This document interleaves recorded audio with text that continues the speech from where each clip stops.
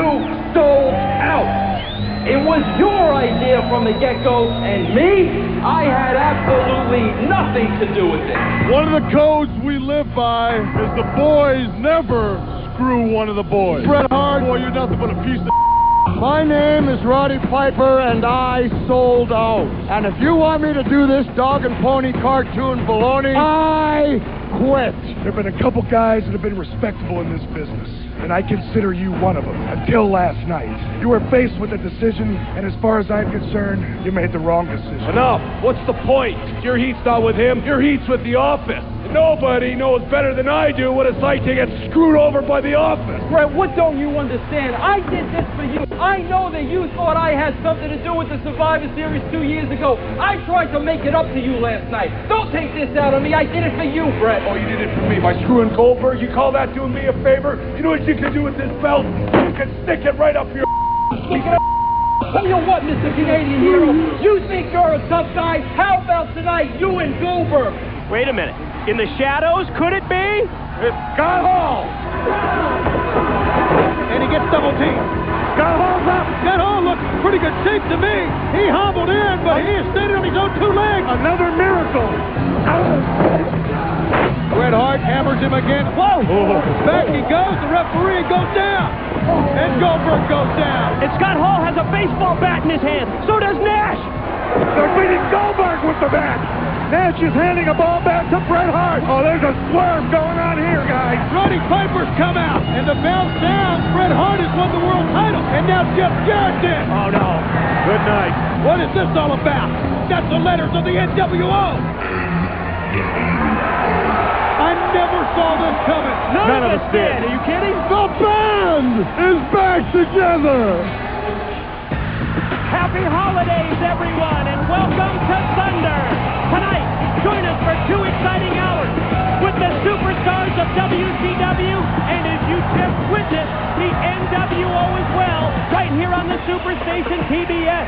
You are looking at the Wicomico Youth and Civic Center. We are in Salisbury on the eastern shore of Maryland, where this evening we will further prove that Thunder is special again. Mike Tenay, Tony Schiavone, and Scott Hudson with you, and there's no disputing the fact that the wrestling world was rocked on Monday Nitro with the shocking reformation of the New World Order.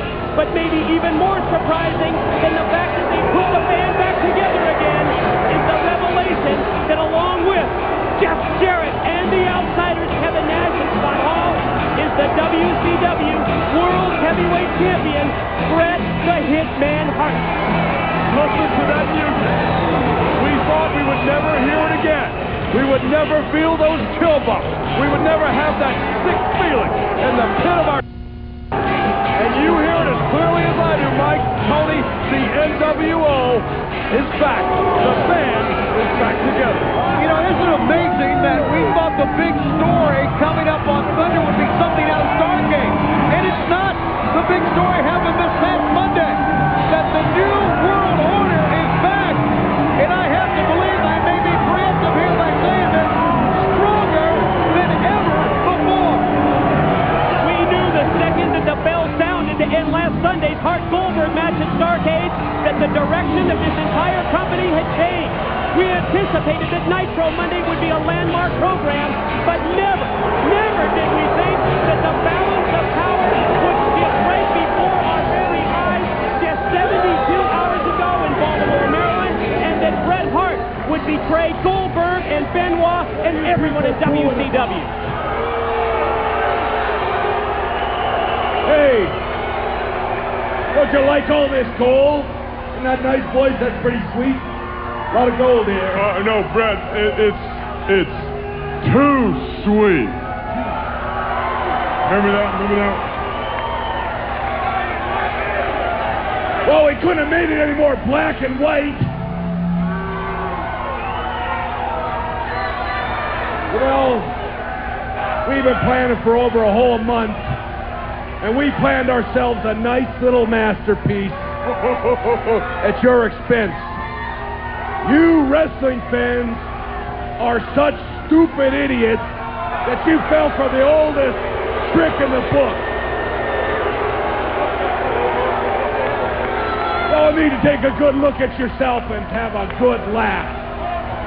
Because you've been sucked in for a whole month. And you know what? Let's see some of our magic moments from our little highlight reel. Enjoy this, our little masterpiece. Help me out here, Kev. Oh, Bret, I'm so injured. I didn't see what happened. My leg is killing me. I should have got an Academy Award for this. I learned this acting from Lonesome Dove, and you should appreciate that. Look at that. Fair and square. As far as I'm concerned, Bill Goldberg is the United States heavyweight champion. Wow. Look at that. You could have tears in your eyes. Heavy. Look, I see a tear. Like that. You look pretty convincing to me, And I then. don't care what you think.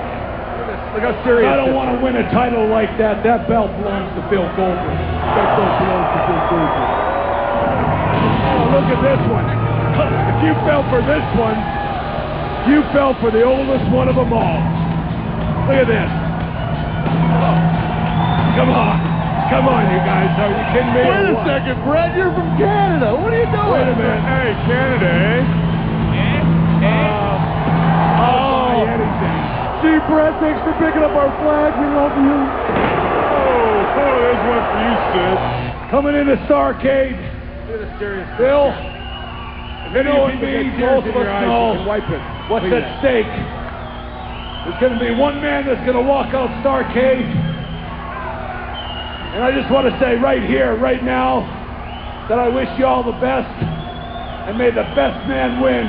Because Starcade, we're going to find out the truth. If you don't want to do it, we can do it the hard way. We can take them from you. What do you say? You want it? You got it. That Look works. at this, Fred Sanford. Fred Sanford. I'm not a doctor, but Bret, are you okay?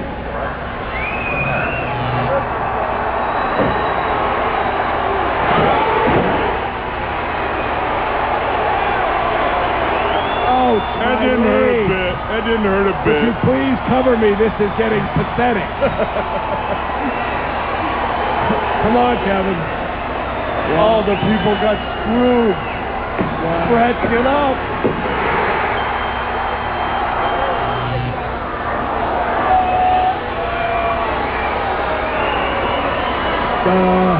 There you go. Hey, double J, lock that monkey up. Here. Oh, nice shell job. Let's face it. Look at this. Look at this. Look at the action. Look, that was better than Shawn Michaels, and you know that was better. That was the best. That was the best. How do you say that? Too sweet?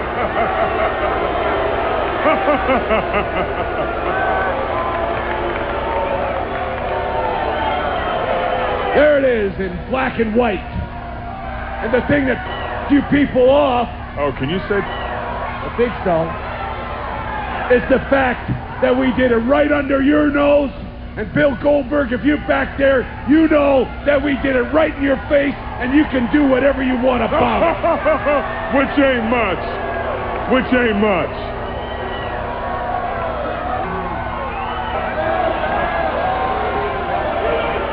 You know what? Since Scott and I have came to WCW, you'd have to say that it's kind of been hot and cold between me and the fans. And Scott and the fans. We've always stayed hot, though. But the thing is, the reason you people always cheer the outsiders is because you want to be hip. How can you guys even consider yourselves hip when you're so gullible and so stupid? Oh, you can't say that, Kev. Well, somebody said it, because I just heard it. Take a good look at yourselves right now. You guys fell for it. You guys want to cheer the outsiders because you're hip? You guys can look at you people. Oh, Kev, come on, you're being a little hard on him. A bunch of $5 an hour people standing out here right now. Yeah, I know I'm number one, buddy. That's what your wife said. The thing is, people, we don't need you. We've never needed you. We'll take your money, though.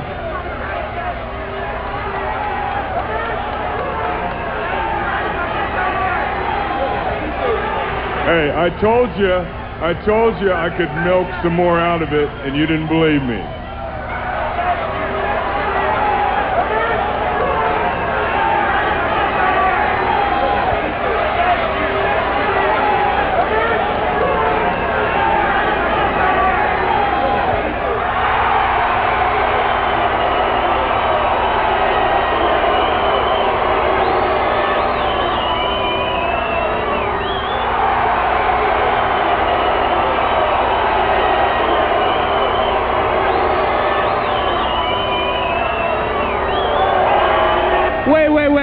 Wait a minute. It's pretty close, Jeff, but I think we took them. I'm going to declare this the first annual Slapnuts Convention.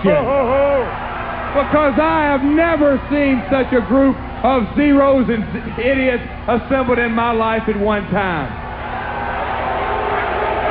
In case you didn't know it, I am the chosen one. And piece by piece, this puzzle was laid out. And nobody, and I mean nobody, saw it coming. I didn't know where we were half the time. I guess next time we're going to have to use subtitles. No, but that won't work. Because asking you people to read anything more involved than a label on a bag of pork rinds would be an exercise in frustration. Believe me, this NWO is going to be different. Believe me, no bastardizing, no watering down like last time. There will be no ham and eggers in the group, only the elite. Because once you've had the black, you never go back. Well, that puts an end to that NWO dialogue. Listen to this roar!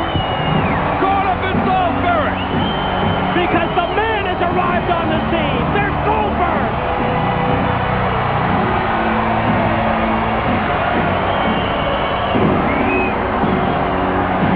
New World Order! Yeah, New World Order wielding silver baseball bats. Listen to me right now. You listen right now, and you listen good. I've been thinking about Monday night 1,000 times. And for me, there's only one truth. Compassion is dead. And so are you. One by one, I'm gonna rip your hearts out and shove them down your damn throat. And after what I do to you pieces of crap tonight, the term ain't gonna be who's next. It's gonna be who's left.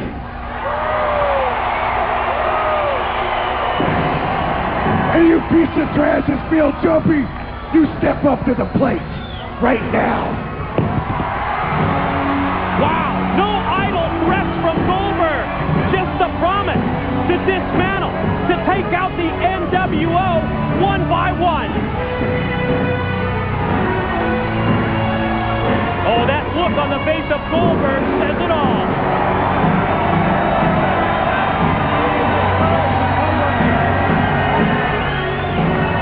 Hello once again, everyone, from ringside. I'm Mike Tenay, joined by Scott Hudson, and I never thought I'd say these words, but sitting in for Juventud Guerrera is Tony Schiavone.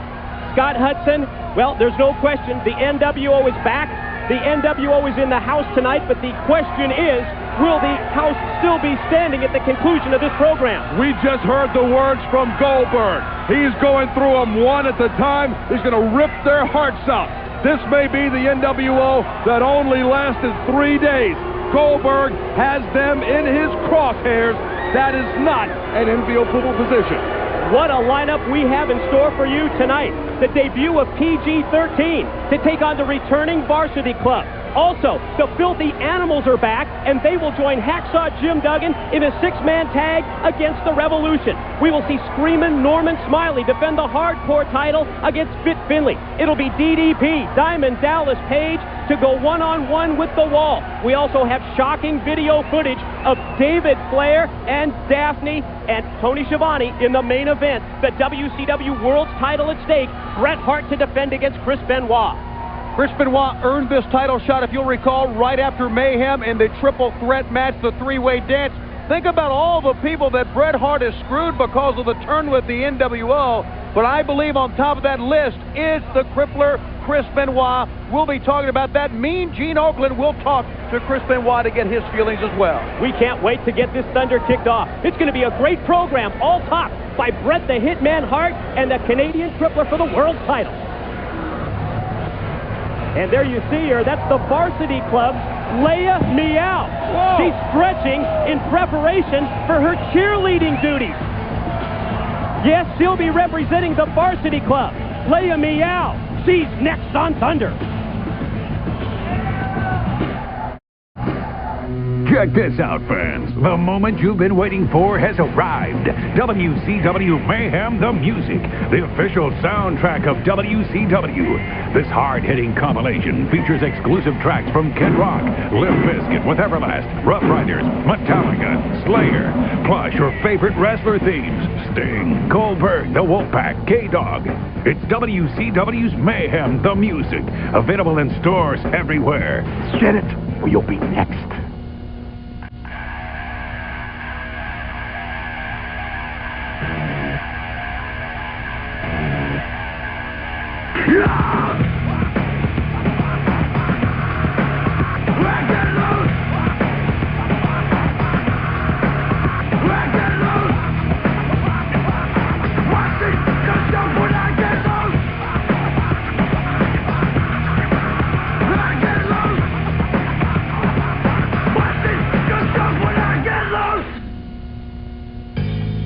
Sunday. And welcome back, everyone, to Thunder. Wait a minute, what's this? A couple of big guys on motorcycles arriving in the back of the arena. You know, those darkened visors are blocking our view. I'm unable to identify who that was. Let's send it back to Gene. Chris Benoit, at the November Mayhem pay-per-view, you earned the #1 contender spot for the WCW World title. Tonight, you're going to face Bret the Hitman Hart for that title. However, with the resurrection of the NWO under Bret Hart, this whole thing takes on a much more personal significance. Gene, I've always believed that life is about being true to yourself. And part of being true to yourself is about making decisions. Some are hard, while others are easy. I've always preferred the hard decisions because they require sacrifice and commitment, while the easy ones are about cutting corners and compromising one's integrity. I grew up very close to the Hart family, and in them I found a great role model in Bret. He not only was always very true to himself, but he was always very true to his friends. He never compromised himself, and he always fought for what he believed in. Bret, I not only looked up to you and respected you, I loved you like a brother.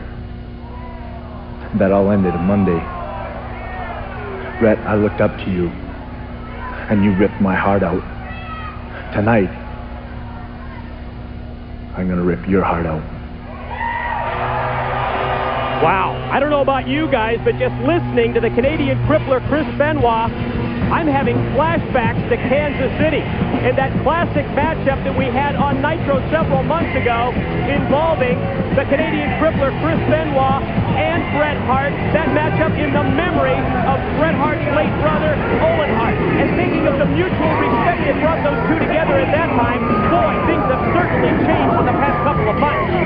Well, if you think about this, Bret Hart said the one man he wanted to face in memory of his brother was Chris Benoit. And I gotta wonder now if his intentions were honorable at that time. I hate to say that, but think about the year that Bret Hart has had and think about where it's ended up. It's to the P, to the G, plus the 1 and the 3. That means JC Ice and I'm Wolfie D. We ain't playing no game, so you better beware. You don't like us, so what? We really don't care. Oh, so this is where the big boys play, huh? Well, I got something to tell you. We ain't big. We ain't boys. We just cool like the water in the swimming pool, baby. And we gonna take these fools to school. So bring out the teachers and let's get it on.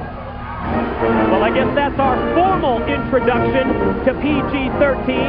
We saw them arrive this past Monday out of the crowd in Baltimore, Maryland, attacking Varsity Club members Mike Rotundo and Rick Steiner with those trademark hubcaps. Trademark indeed. They did a number Monday night, but Leia Meow is leading the Varsity Club to the ring. JC Ice and Wolfie D talk about going to school. They're going to be taken to school right now by Mike Rotundo and the dog-faced criminal Rick Steiner. Guys, I know this is going to be difficult, but let's try and focus on the matchup at hand, and that's tough to do when Leia Meow is leading the cheers. Look at those pom-poms. That's what we're looking at, those pom-poms. But they're having a little workout here. Wait a minute, they're going to put Leia through a workout? They're making her do the duck now. And look at that, it didn't pass the test apparently of the dog-faced gremlin. Make her do it again. No, those jumping jacks aren't all bad. Can we have more of those? I'll be right back. Well, this is a ritual that we saw, almost a decade ago? Kevin Sullivan leading the charges from Syracuse University. Mike Rotundo from the University of Michigan. I lost my train of thought there, but I think I was going to say Rick Steiner. And from anywhere she wants to be, Leia Meow. And we are joined now here at the broadcast position by the leader of the Varsity Club in Kevin Sullivan. And Kevin, I can think that you brought back the Varsity Club to World Championship Wrestling for one reason and one reason only, a tag team of this stature. My guess is that you have your sights set on the World Tag Team titles currently held by the Outsiders Nash and Hall. You look a lot smarter than the flounder you were like when you were flopping the last time I saw you today. Do we have to bring that up again? Yeah, we do. It's not simple, flounder boy. Flounder boy? Today, don't you help him. Today, one thing that you are is a student of wrestling, and you're right. Let me ask you this today. They have been together in 10 years. Would they be the top 5 of all times? Well, when you think of the backgrounds, both here domestically as well as internationally in Japan, when you're talking about Rick Steiner and Mike Rotundo, I don't think there's any question that they would be at the top of all the tag team wrestlers that have ever competed. Exactly. You know what's different about these guys? What's that? They wouldn't get screwed like Goldberg did. They're too smart for a con. Wow. Really? Yes, they are. Say what you will, Goldberg. Only in his second full year as a competitor. These guys have been around the horn. They're veterans, Mike Rotundo and Rick Steiner. Well, you know what else I'm going to say, too? I'm going to miss Roddy Piper. But he was part of the selling out, part of the con. It's bigger than Roddy Piper. It's bigger than wrestling. Sort of a rude introduction to PG-13 by the Varsity Club in this matchup. Kevin Sullivan, when you were backstage, did you see who those two guys were? Those two big men that arrived on those motorcycles? Do you have any idea? No, in case you didn't see it, they had dark visors on. I thought maybe you had a chance to take a close-up what do you look. want to ask them to take it off? Come on, today. Flounder around. Referee, excuse me, guys, I got to go somewhere. Has called for the bell. Kevin Sullivan puts down the headset. I think this match is totally out of control. Sure he did. He had to. Double disqualification is my guess. Mickey J just tossed in the towel. Wait a second. Got a double tree of woe going. I believe it is. And you know, you got to give PG-13 credit. When they came in on Monday, they attacked the Varsity Club, and this is their little payback. What are they doing with the Leia Meow here now? They're going to shoot her in. No. Rick Steiner going to whip her in. Ow! Oh, please. That's called dropping the elbow. Not a lot of authority with that one, but it doesn't take much. No, not at all. Oh, Wolfie. Doubled up. Out of the ring. For JC Ice. And look at this. Now, Leia Meow putting the lay and sealing it with a kiss. I beg your pardon. Oh! Well, she put the lay around his neck. I knew what you meant, Mike. Wow, the Varsity Club, led by Kevin Sullivan and featuring the team of Steiner and Rotundo, sending a message to everyone here in World Championship Wrestling. One of the top teams in the world, and they're back together. Well, the bikers, look at them. They're inside the arena. Who's under those helmets? Maybe we'll find out next. A picture is worth 1,000 words. Enough said. Watch 3 hours of WCW Monday Nitro, Monday nights at 8 on TNT. Seeing is believing. Can you?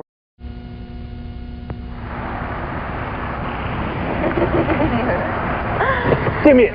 Give me it. This isn't what I ordered. That is not what I ordered. Do you see that sign? I wanted Salisbury steak. You idiot. You idiot. Salisbury steak.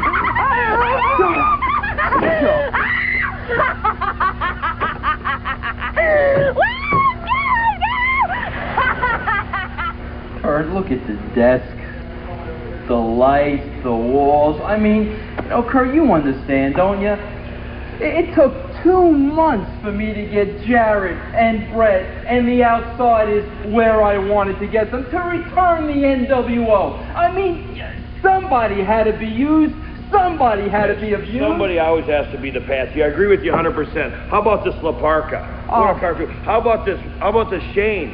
Is that the stupidest gimmick you've ever seen? Ridiculous. And these other two big goofs. Oh. I mean, is that funny or what? You took advantage of those two guys. You I had used to do them. what I had to do, Kurt. It's all a cartoon. You took care of everything. You did things the right way. No! Wait a minute.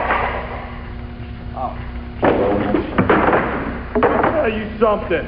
You screwed with our lives, and now we're going to screw with you. It's not going to be easy. It's going to be slow. It's going to be painful, and you're going to feel every thread go through you until there's not an ounce of blood left in that pathetic little body. You have a good day, boss, because we're clocking out.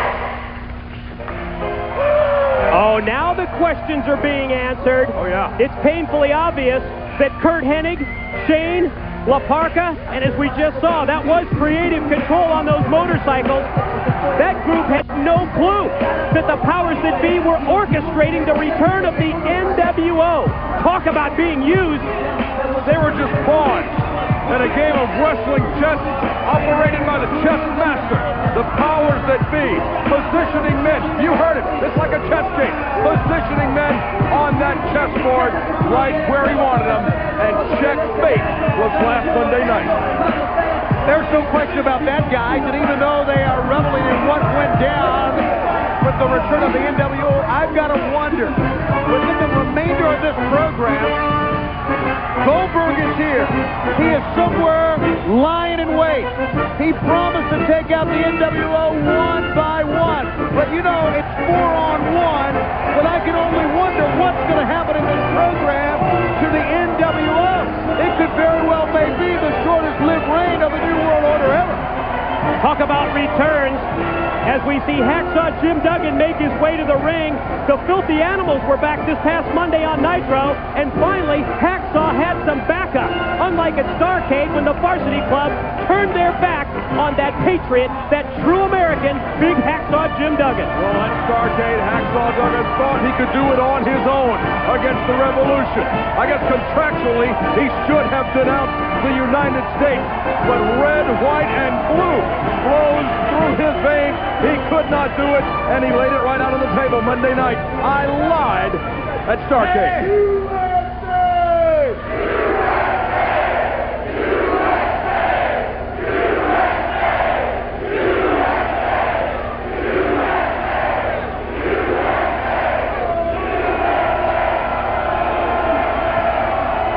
Hey, you talk about coming back.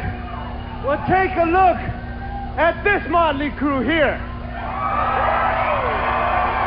That describes them. You know, the Filthy Animals are a lot of things, but one thing for sure that I know that we are is Americans.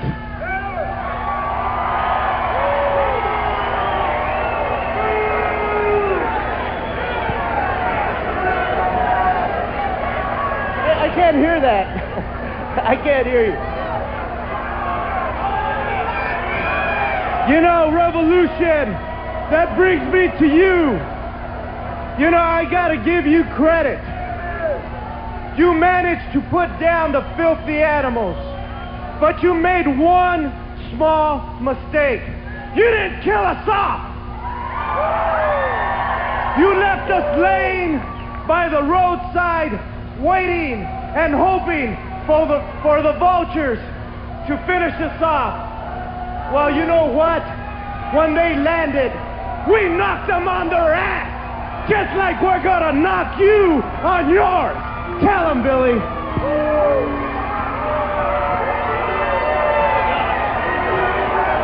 You know, me and Eddie had our problems, but that's because sometimes I think with the wrong.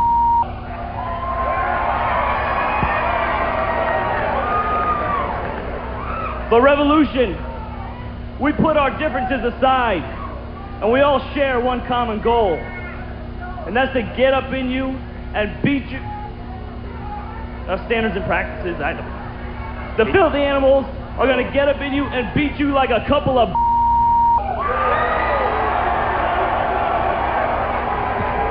Yeah, where my dogs at? Where they at? Yeah, let me speak on this. Orale! Arriba la raza!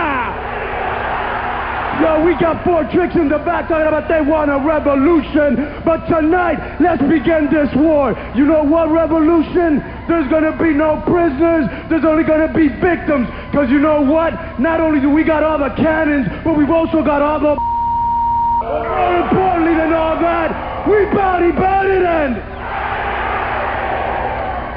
oh yeah. Yo, Revolution, you wanna take out my knee and play stupid? You want to hang me upside down like a monkey and be funny? Well, take a bite of this.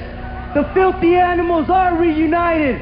And please believe, we will you like the dogs that we are. Oh, look at Hacksaw get into it.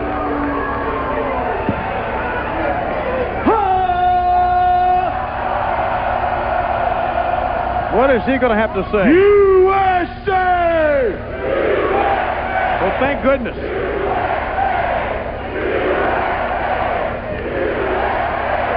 Okay, folks, okay. We don't want to take up too much television time, USA. But you know, I'm not going to use that salty language like these boys do. Thank goodness. But, Revolution, I'm going to make you my personal. Yeah, say it. I don't think he can say it. No, don't. Uh-oh. I can't believe it. The censors have to keep an eye out for Hacksaw Jim Duggan now, and I think that the animals in Hacksaw are about to be countered by Shane Douglas and the Revolution. Heads up, bleep guy. I think he sprained his finger. Hey, Salisbury! You give us the honor, the dignity, and the respect by getting your butts off the chair, standing up, putting your hand over your heart, and pledging your allegiance to the flag of the Revelation! Give me a break. USA!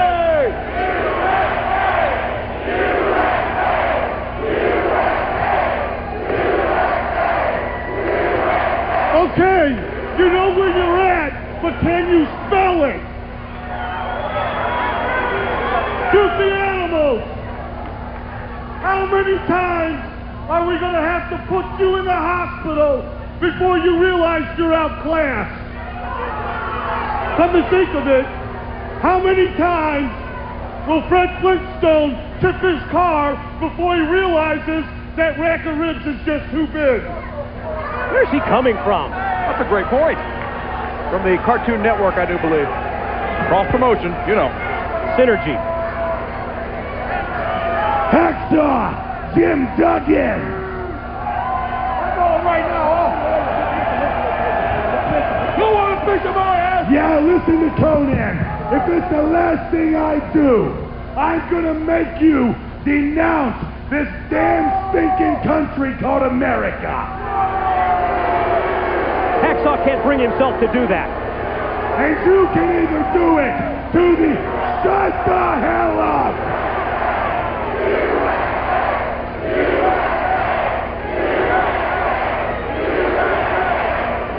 You can either denounce it to all of these morons, or you can do it in my ear, tough guy, as I'm snapping that pencil neck of yours. Now, filthy animals, as far as your little asses are concerned, you're nothing more but a bunch of pathetic lowlifes like the rest of these Americans.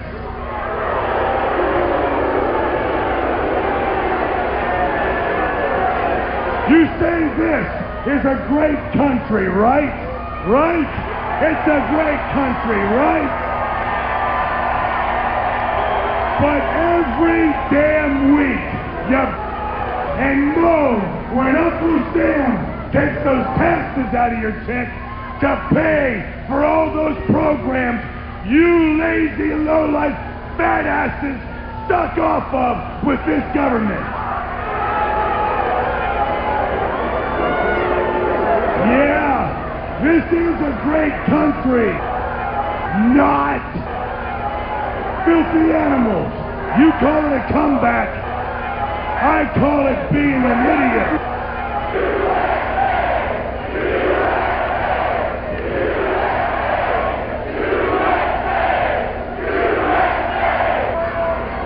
What I am is a franchise. You sit down and listen. Animals, tonight we end the comeback. You're squarely in the crosshairs of this revolution. Crossfire bazooka. Welcome to the match tonight, punks. Shut the hell up. The filthy animals are back, and the war with the revolution is about to begin. You know, Kurt, I'm a fair guy, I'm a nice guy, and now all of a sudden everybody wants to get physical with me. I can't understand it, Kurt, but I can't have it. So I tell you what I'm going to do. Tonight, you and Jeff, you need to take out creative control. Me? You! I can't worry about him anymore. You got it? Yeah, I don't have a problem with that. Good, Kurt, listen, if you need me, I'm going in my car where it's safe. I'll be in the white limo if you need me, all right, Kurt, please? We're still in a buddy system. Buddy system, man. Thanks. How about that? The powers that be, they avoided the dismantling of their office this past Monday on Nitro by a crazed Roddy Piper. And now they're taking refuge in the safety of their private limo. That is not a safe place. At Powers That Be headquarters, the PTB HQ, if you will. He's going to head to the limo, and I don't blame him. Well, I hate to be like Heenan, but that's a pretty smart thing to do, wouldn't you say? Absolutely. Get out of that office. No doubt about it. And here comes that badass from the Ultimate Fight, Tank Abbott. How about Tank Abbott this past Monday on Nitro? What a cheap shot that was when Jerry Flynn was handcuffed and Tank Abbott took a shot at him. Just taking the advantage that he can, Mike, and Scott, and we all know about the background of one Tank Abbott. If I think there is anybody who is as physically dominating as a Goldberg, close to a Goldberg, it's got to be Tank Abbott. Oh, could you imagine a matchup between Tank Abbott with that devastating punch that he has and the man Goldberg? I think that's one that a lot of people would like to see. Mike, you and I have seen many, many Ultimate Fights. We've seen Tank Abbott live. Did you see that? One punch down goes Parker. Imagine someone too brutal for the UFC. He's in the ring right now in Tank Abbott, and you're exactly right, Tony. This guy may match Goldberg when it comes to sheer toughness and brutality. Look at what he's doing to the Parker. Oh, my goodness. Lethal punches left and right, elbow to the head, putting the shoulder into La Parka, and the luchador never has had a chance to get untracked in this match. There's no finesse here at all, guys. None whatsoever. You wouldn't expect it from Tank Abbott. He's not about finesse. He's about straight ahead. Look at that. No effect, no impact with that steel chair, and he just rammed La Parka, the back of his head,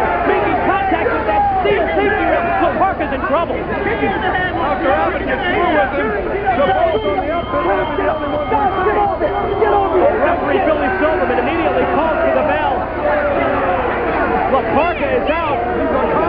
Security in the form of Doug Dillinger just went down. I can't believe that. And look at the rest of the security personnel back off. They want no part of this man. That's a smart thing to do. Just let him walk out when he's darn good ready. That's a pit fighter extraordinaire. Tank Abbott has dismantled LaParca. Making his mark in WCW, Tank Abbott. That Norman Smiley in a darkened corner. He's now praying Norman. He's not screaming Norman. He knows that up next, he's got to face Fit Finlay. Now, is that Finlay? No, that's the man, Goldberg. Goldberg's here as well. He's looking for the NWO. And I can tell you, he's going to be looking, and we're going to be watching. He's going through a door. What could he be up to next? You've seen this. Now see this. This curvaceous 16-month calendar captures the Nitro girls like you've never seen them before.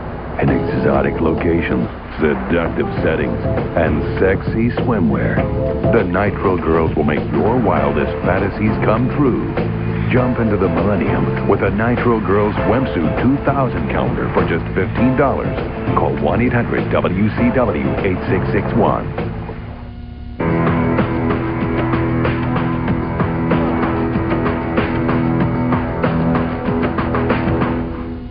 Artist, were you happy with that musical selection? Artist, we have another problem here. I've been going over the lyrics to your upcoming album, and quite honestly, they don't make any sense. Perhaps we How dare you say that to the artist? Who are you to question his true message? The artist's lyrics are more than just words. They're an emotion, an enigma you obviously can't comprehend.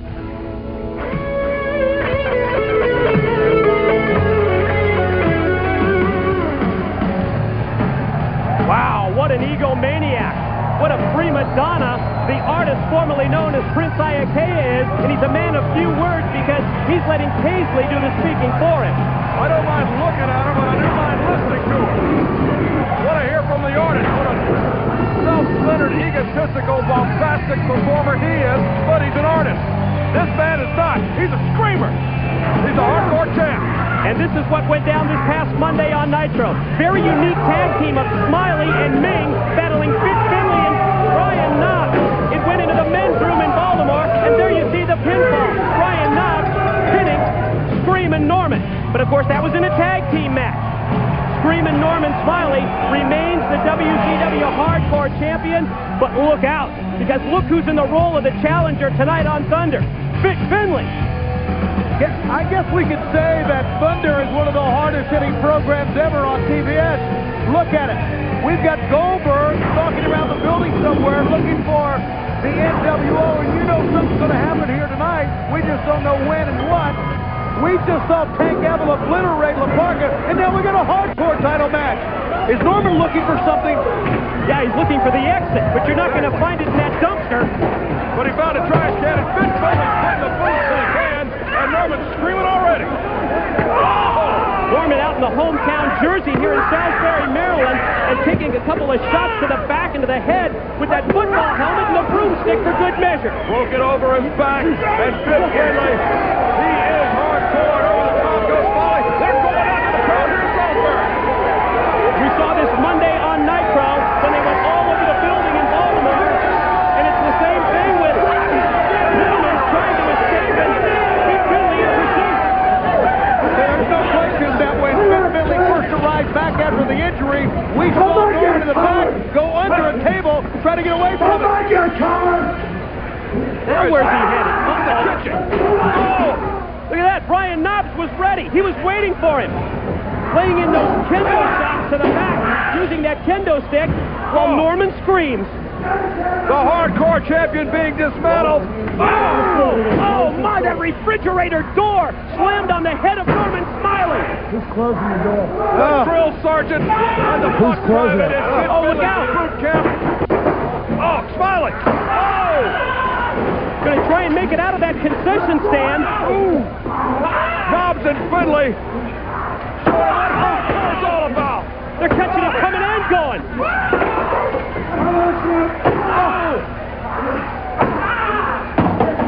You're not kidding. This has been a hard-hitting program. Hardcore title in jeopardy. What was that? Finley just hit the button. Away. Oh, no. Look at the garage door come down. Oh. They just drove him face first into the steel garage door. Oh, no. Wait a minute. Who's that? It's Ming. Ming to the rescue. The monster Ming has saved Screaming Norman Smiley. The baggy fast cavalry has come to the rescue of the hardcore champ. One-man wrecking crew. The monster Ming unloading on both Finley and Knobs. But Knobs with a trash can.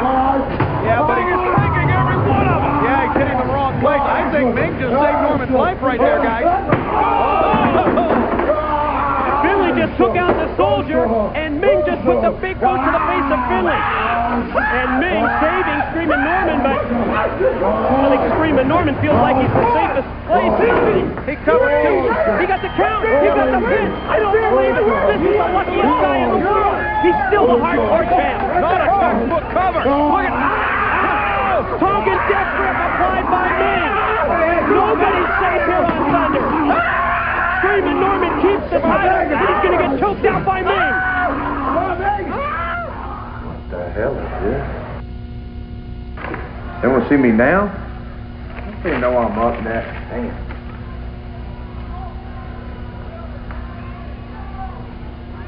What the hell do you want? Look at this place.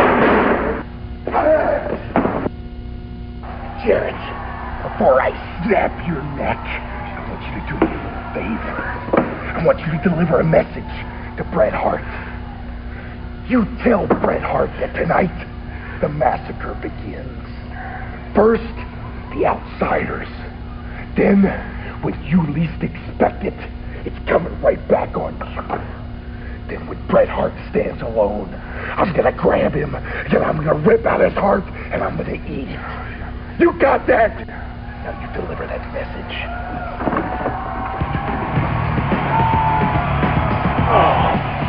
Jeff Jarrett got the note to see the powers that be.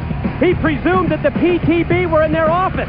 I guess he didn't realize that they were out in the limo, and Goldberg was there to outsmart him. Yeah, but let us take a look at it. Goldberg could have snapped Jeff Jarrett's neck right there.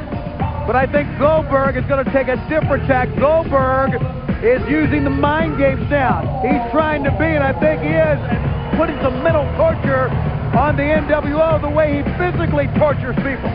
That's a side of Goldberg I don't think we've ever seen, guys. During his career, he has been so physically dominating inside the squared circle. Now, he's playing the mind game with the NWO. There is no more creative control. It's Ron and Don Harris. From this point on, it's the Harris boys. Powers that be. You can take those monkey suits you had us wearing and shove them straight up your You think for 1 minute that you can bring us in here and promise us the world and then stab us in the back and we're just going to tuck our tails and run? You obviously don't know who we are, and you obviously don't know what we're capable of. So powers to be, I'm going to tell you right now, you better give it your best shot. You can throw anything you want at us, and we're coming after you, and we're going to keep coming. You can bet on that. The Harris boys, the former Creative Control tag team, and this matchup, as we heard earlier, put together by the powers that be. It's now Ron and Don Harris to face the team of Curt Hennig and Jeff Jarrett. Curt Hennig didn't seem all that thrilled about doing the bidding for the powers that be against the former Creative Control, Ron and Don Harris. Where exactly is Jeff Jarrett? Well, I think we all know where Jeff Jarrett is, or where he at least just was, and I think you both make great points. Goldberg, that dominating physical presence, now adding that mental torture. Let the mind games begin. Goldberg could have had his way with Jarrett, but I think he's messing with with him. He's making him think about it. I think he's got to do that because, like we said earlier, it comes down to sheer number. Where is Jeff Jarrett? I don't know. There's 4 members of the New World Order. There's 1 Goldberg. And he realizes this. So he realizes, yeah, he can use the physical prowess, but he's got to use the mental as well. Jeff Jarrett obviously still licking his wounds in the back. Or you think maybe he's trying to tell the other members of the NWO? Maybe. Probably what it was. Probably a little shook up as well as Goldberg had him throttled back in the office of the powers that be while the PTB were out in the limo. It's a smart thing that Hennick's doing right here, guys, because he knows how angry Ron and Don Harris are, so he's going to stay out of the ring until Jarrett gets there. Well, he might be one. Jarrett out. Uncharacteristic mercy shown by Goldberg. Oh! Too close. Should have stayed out. He could have taken Jeff Jarrett apart backstage, but he didn't. And now they have an opportunity to work over Curt Hennig here, both members of, well, the former Creative Control, now to be known as Ron and Don Harris, the Harris boys, and Curt Hennig now going to battle one-on-one. Knife-edge chop by Hennig. Hennig's going solo against Ron and Don Harris, as Jeff Jarrett obviously delivering Goldberg's message to the NWO. Just first right into the safety rail. Hennig bounces off, and the Harris boys are ready for him. That's Ron Harris right there. Send him in. How can you tell the difference? Well, I have twins, and you can, if you have them, you just can't. You can tell the difference between these two guys? I have to start looking at the tattoos. Oh! Vicious clothesline in the corner. The lethal lariat delivered by which of the Harris? That's Ron Harris right there. And that's Curt Hennig on the Mac. Yeah, there's no question about that. And it's Jeff Jarrett somewhere in the locker room avoiding this tag team matchup. I can only wonder what, you know, we all speculate about where Jarrett is. I wonder if Goldberg has maybe followed Jarrett around and is looking right behind Jarrett, maybe looking for Bret Hart. Because these guys, you know, the one man he wants to get at is Bret Hart, and he's going to go through each and every man to get there.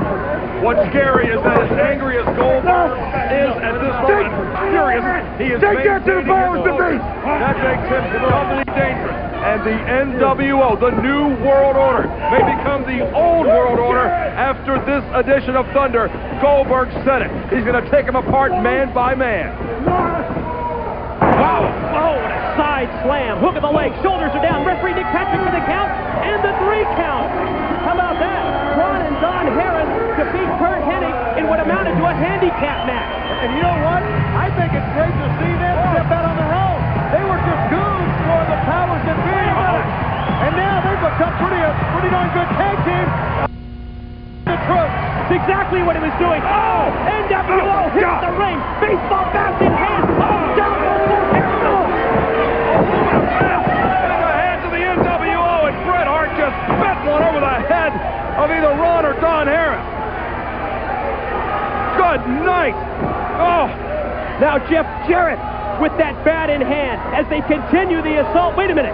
Kevin Nash has got the spray paint We can. know what this means. Oh, you're talking about flashback to 1996 when it first became fashionable, so to speak, to spray paint people who were down, but now it's in silver. It's the New World Order again. This is brutal. There's no call for this at all. The powers that be, the master plan has come to fruition. I'm having flashbacks to this past Monday when the NWO Elite returned to World Championship Wrestling. And there you see they spray paint both of the Harrises. Wow, what a wild thunder this has been.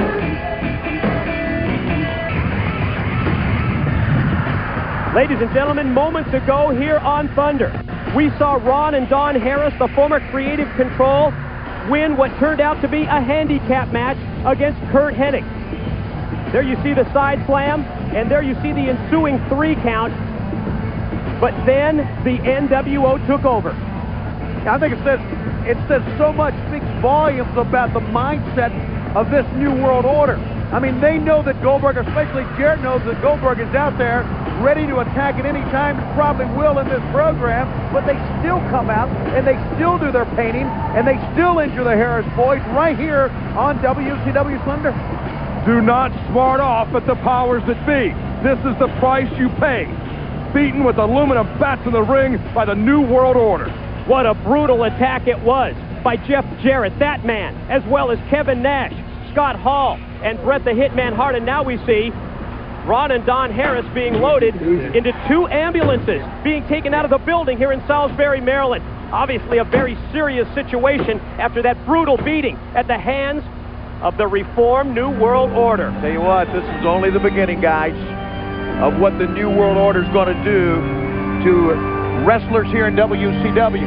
And I can only wonder, as Chris Benoit looks at this and realizes he's got to go in the ring against Bret the Hitman Hart, he's going to forget about the friendship. You know he was cut right to the quick about what Bret Hart did, but he's got to realize that when he goes in for the world title here tonight on Thunder, he's got to be concerned about what the NWO is going to do. But the NWO, Tony, can't rest easy. They've got Goldberg lurking in the shadows of the building here on Thunder. At any moment, Goldberg could strike like a snake. He wants to take out their Heart and dismantle that group one by one. And remember, Goldberg vowed to take apart the New World Order tonight here on Thunder. And now what's this? Chris Champagne Canyon is going to join us here at the broadcast position. Well, at least we get to hear the maestro's melodious tones. These 2 gorgeous girls come to sit at our broadcast table, and you're worried about the maestro? I think Champagne is sitting with us. I don't think the girls Renee, Schiavone, you're welcome. You're welcome. Welcome for what? For getting you into my movie. Oh, thank you. And you stunk. You guys stunk. The only thing worse than your acting is your announcing here week in and week out. That's not what... Especially you. Bring back Hoovy. Bring back Hoovy. That's not what the director, Brian Robbins, told us. Who's Brian Robbins? Oh, he's the director of the movie. He was remember him? He was the assistant to Diamond Dallas Page. Look at my lovely women, huh? You know, they are lovely. Tonight, oh, Penza. Who needs to hear him? Do we need to hear him? No, we don't need to hear him. Maestro making his way to the ring with the beautiful Symphony. She's all right. She's not as good as my girls. Tonight, you think you have all the scoops, don't you? Well, every now and then I have a scoop, a little bit of dirt. Did you know that Symphony grows flowers? She has a beautiful garden. Really? Didn't know that. And the Maestro loves when she puts her roses on his piano. I wouldn't mind if she put her roses on my organ. I play a mean organ. Champagne, let's go back to last Monday on Nitro.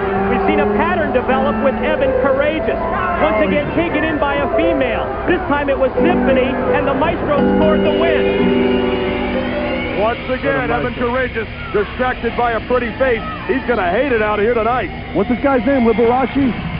Maestro. Maestro, that's right. I'm sorry. Here comes Zeus Bigelow. Fancies himself a gigolo. Nothing. Former member of the Triad, along with you and DDP Diamond Dallas Page. Which I single-handedly took apart. I beat Bam Bam Bigelow 2 Mondays ago. Then I pinned Page 1, 2, 3 very easily. And then I beat them both this past Monday. Colt 45 Canyon, what is that? What is the Champagne Canyon? We'll get that full. Bam Bam Bigelow and Maestro, needless to say, I don't think Bam Bam is going to be distracted by Symphony or the 2 lovelies here with Champagne. No, he doesn't care about girls. I don't know about that, but he's not going to be distracted. Beast from the East on the attack here in the early Did you going. just call him that? Did you just call him Beast from a Feast? No. You are in trouble. Let me ask this, if I may. Champagne, you got a Halliburton briefcase on the announce position. I anxiously await an explanation. Like the champagne bottle isn't enough that Jay Biggs is holding. I was going to keep it a secret, but it's a year supply of minoxidil, Rogaine for you and Tanae. Wow, and it fits in one briefcase. Well, we had to cut back a little bit. I guess so. Ooh, brutal kick. What's in the briefcase? You want to know the truth? Yeah, of course I want to know the truth. You can't handle the truth. Oh, brother. Oh, my God. A nice Hollywood reference by Champagne Canyon. What do you mean? Oh, you're Mr. Hollywood, all right, sure.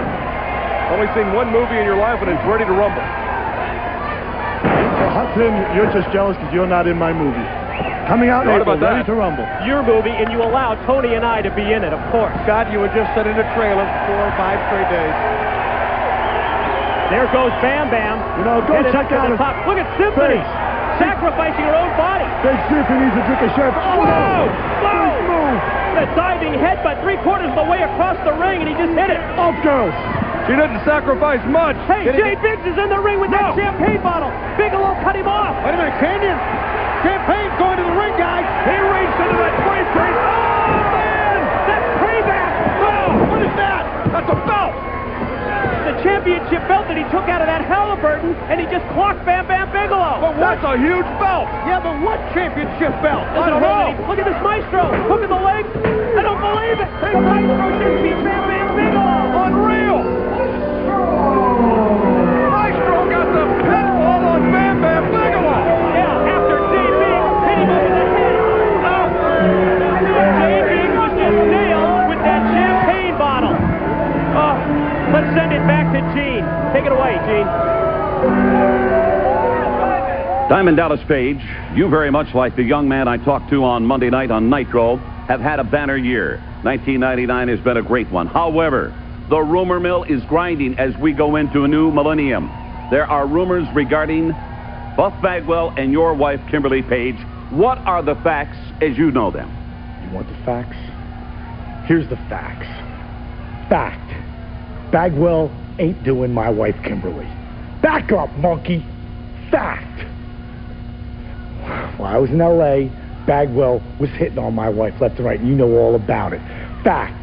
I wasn't supposed to be in Denver at Monday Nitro. After I'm done with a movie, they don't book me. But I showed up anyway. Fact. When I got into the cafeteria, Bagwell was sitting with my wife. Fact. I handled it wrong. All right? I overreacted. And now they want to make an angle out of this? That works for me. Fact. Until I got a match signed with Bagwell, I ain't wrestling. Wait a minute, I've got to take exception to that. You are booked tonight to face the wall in this arena. Fact. My ass, I do.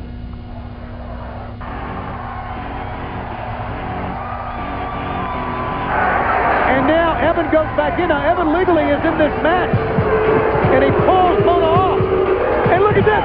1, 2. Medusa pinned Evan. I love it.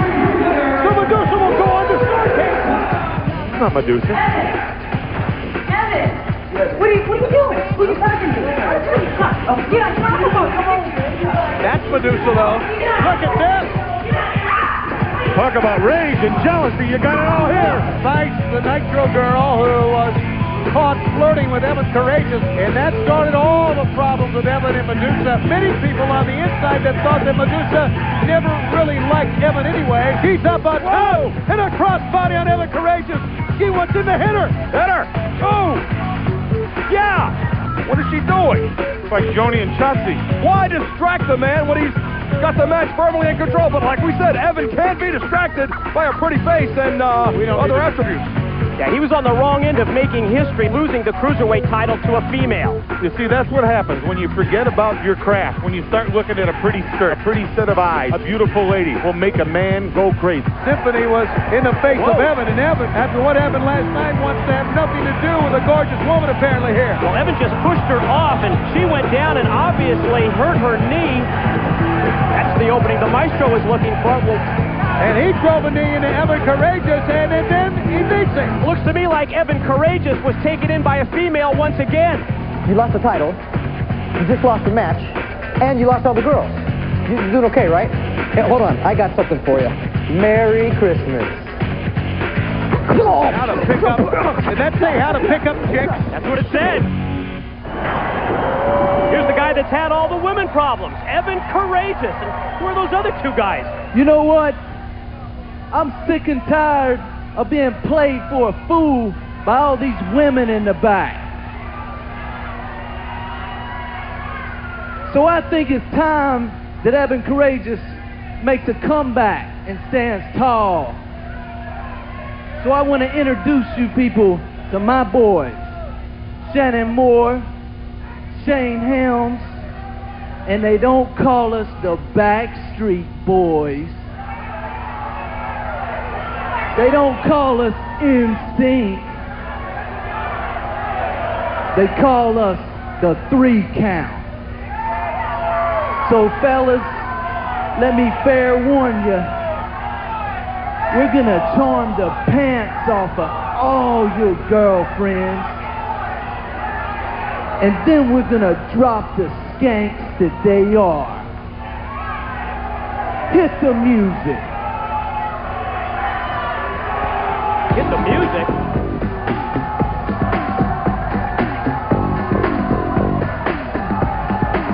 What the?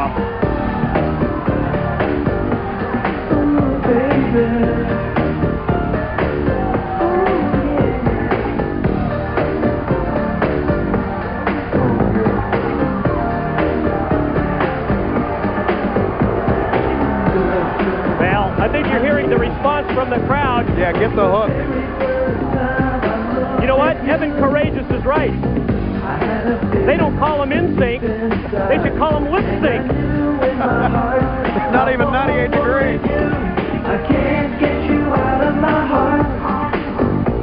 I knew we were in trouble right from the start. We should have played. These fans here at ringside are ready to come over this thing to I'll let them.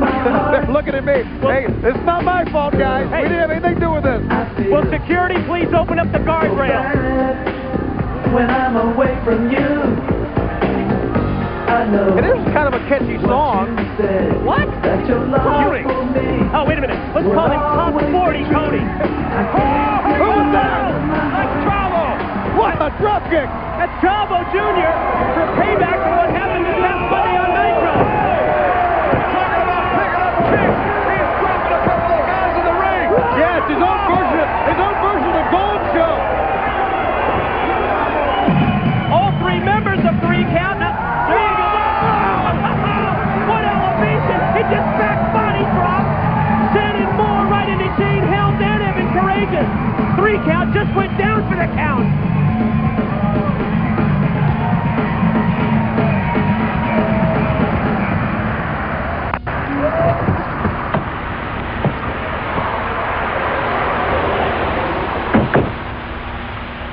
What do you want?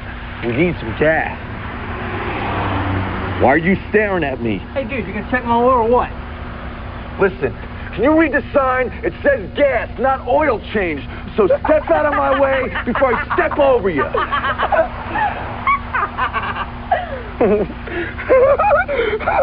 What is your name?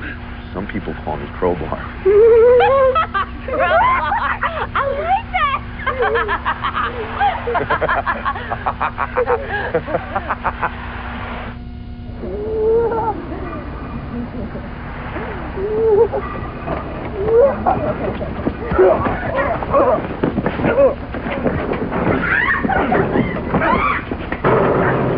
You should have finished your study.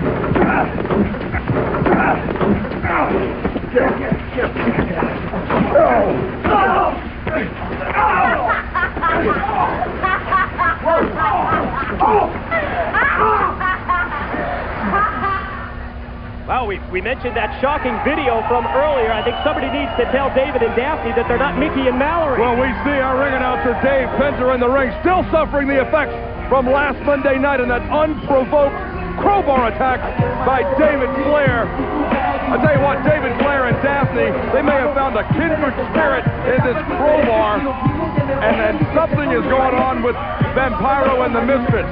We saw them attack David and Daphne at the gas station until Crowbar, of all people, makes the save. That's an appropriate name, isn't it? Please. All right, guys, listen, we have just received some huge news through the headsets here, and we saw Diamond Dallas. What news? What do you mean? Did you hear anything? Okay, I received the news, so let me enlighten you guys on this. We saw Diamond Dallas Page walk out on the interview with Mean Gene, right? He walked right out of the building. You know he was booked against the wall, right? He's scheduled to face the wall later tonight, and he said he was not going to wrestle. All right, here's the big news. The powers that be have replaced Diamond Dallas Page with Kevin Nash. No way! Yes, they have. Kevin Nash representing the NWO in the spot of Diamond Dallas Page. That tonight against the wall. Yes, that's right, and that's Page will come on with a praise. How about that? Unreal! And we got Bret Hart and Chris Benoit. Wow! And we got Goldberg still in the building somewhere. Please! And now we have six-man, or actually six-person tag team action. Hacksaw Jim Duggan, Eddie Guerrero and Kidman from the Filthy Animals against the Revolution Trio of Perry Saturn, Dean Malenko, and yes, believe it or not, Asia. I can only imagine what Goldberg's got in store. I mean, buddy, he is playing this one out. What a group of four tremendous athletes who have turned their back on this great country. Shane Douglas, Dean Malenko, Perry Saturn, and Asia. Turning their back on the USA to the point of actually forming their own sovereign nation with their own flag. You know, and you know this, fans know this, and this is a well-worn old cliche, but it's this country, and it's the freedom, as Shane Douglas puts the headset on. Oh, great. It's this country's freedom that enables the revolution. Is this today? For once, they got it right in the trunk, the headset down. Well, there are Americans out there. As I was saying, it's this country's freedom that enables you to come out here and say what you want to say. Boy, doesn't that say it all? What it is a franchise's right to come out here, perform in this industry today, and set the standards straight, and to make sure my revolution gets a fair shake out here from you three jabrones. Jabron, Shane Douglas, it's a free enterprise system. It's a democracy. You should appreciate the fact that you've got so many zeros on the end of your paycheck. Yeah, I sure as hell do, because I earn it. These people ought to respect the fact and be thankful that there's a franchise and a revolution here in WCW, because things would be pretty damn boring without it. Shane Douglas Monday on Nitro. Action Jim Duggan just could not bring himself to do it. He could not denounce this great country of ours. Typical American. Says it. He agrees to the stipulations. Says he'll do it if he loses. Never thought he would, but he did when a one-armed franchise pinned him. And then what happens? Just like in typical American fashion, no personal responsibility. He says no to doing it. But he will. He will most certainly say it, or my name is not franchise Shane Douglas. Quick cover by Kidman on Perry Saturn and gets a 2 count. Asia in at the last second to break it up. Hey, Revolution Trio looks like they're in trouble. Another lady beater. Make him pay, Saturn. Yeah. Broken neck. Broken neck. He just T-boned Kidman. Hey, you may be right about a broken neck. Look how limp his limbs are. I love it. Another American left helpless. Oh, that's sick, Shane Douglas. Disgusting, Shane Douglas. I'll never forget the look on your face, Shane, on Monday when you saw the filthy animals return. Now, what are you trying to insinuate? That I was somehow worried? That they somehow surprised me? I knew these animals would be back. They're like the damn flu. You can't get rid of them this time of year. Well, then what was that reaction, that facial reaction about? Did you see what they were wearing? I mean, they looked like idiots. Yeah, right. It was a look of shock. We saw it all. You can't deny it. There's nothing that shocks me about this business. In 19 years after all I've seen, watch this beautiful. No! Drop knee leg guillotine. I love it. Double team tactics by the Revolution, moves that they've made famous, and Kidman is in severe trouble. Like a well-oiled machine. He's more than in trouble. He's in serious direness of getting tripled out here. Scoop and a slam. Perry Saturn to the top. Oh, what impact off the top. Drop the elbow. Good 1, 2, and hey! K-Dog flying into making the Come on, Charles Robinson, do your job. Keep those filthy animals on the apron. Perry Saturn is trying to enter Kidman. This has got to be on the wrestling match. We've seen it. We know what we're seeing. He's trying to take him out. How did he do it? Desperation move by Kidman. In mid-move, reversing it, driving the face of Perry Saturn to the mat. But look at this. Kidman's headed to the wrong corner. Come on, Saturn. I'm surprised. Hook his leg like the Andersons. Hook his leg. I'm surprised he's moving at all. There's the tag of Hacksaw. Shut up, people. Go get him, Jim. There's a new filthy animal for you, and a big one at that. You talk about filthy. Crowd response says it all for Hacksaw Jim Duggan. With the chance of USA ringing out, Duggan sends Saturn into the ropes. Scoop, wind up, planted him with that slam. 3-point stand, stop him. Beautiful. Dean Malenko hooked him from outside the ring and caught a right-handed. Don't you do it, Hacksaw. South of the border. I got work to do. Got work to do. Shane Douglas. The low blow by Perry Saturn. Say it. Denounce this country. Say it. He can't do it. Say it. Listen to the crowd. The USA champ. He still won't do it. Even with a man, he's clutched in the hands of Saturn, he still won't say it. He's coming after Shane. And look it chains up and back up. Boy, did he put it in reverse in a hurry. The man who gave it right back to the Revolution told him straight up, I lied. I'm not going to announce this country. Wait a minute, Ray Jr.'s in the ring. But he shouldn't be in there. No way. He just had knee surgery. Oh! That works for me. Double sunset flip. Gets one, gets two, surgery. Yeah. How about that? Filthy animals are back. Well, wait a minute. Perry Saturn, Dane Malenko took the crutches away from Ray Jr. Oh, and they just nailed both Kidman and K-Dog from behind. But the filthy animals are back and victorious over the Revolution. They don't look too much like victors now, though. It's the Wall and Kevin Nash next here on Thunder. But as we look to the back, here come the NWO. Yeah, did you think that Nash would come out here by himself? Oh, he didn't say that. That's the NWO guys. Kevin Nash has backup when he faces the Wall. Closed captioning, where available on Thunder, is sponsored by Jolly Time Popcorn. Blast of butter microwave popcorn is so rich, so buttery tasting, you gotta get it. Blast of butter from Jolly Time. On a night when we still have Bret Hart's world title defense against the Canadian crippler Chris Benoit, that familiar music can mean just one thing. The NWO is headed to the ring, and Kevin Nash in a substitute role for Diamond Dallas Page, who left the building. DDP claiming that he will not wrestle again until he faces Buff Bagwell. The powers that be have set out Kevin Nash to meet the Wall, and look, Nash has backup in the form of Scott Hall. Yeah, but have you seen Goldberg? We've looked around, we looked in the portals here, up near the stand. We've looked everywhere. You never know what's going to happen. The specter of Goldberg, who says he's going to take them out one by one. Not you're next or who's next, but who's left.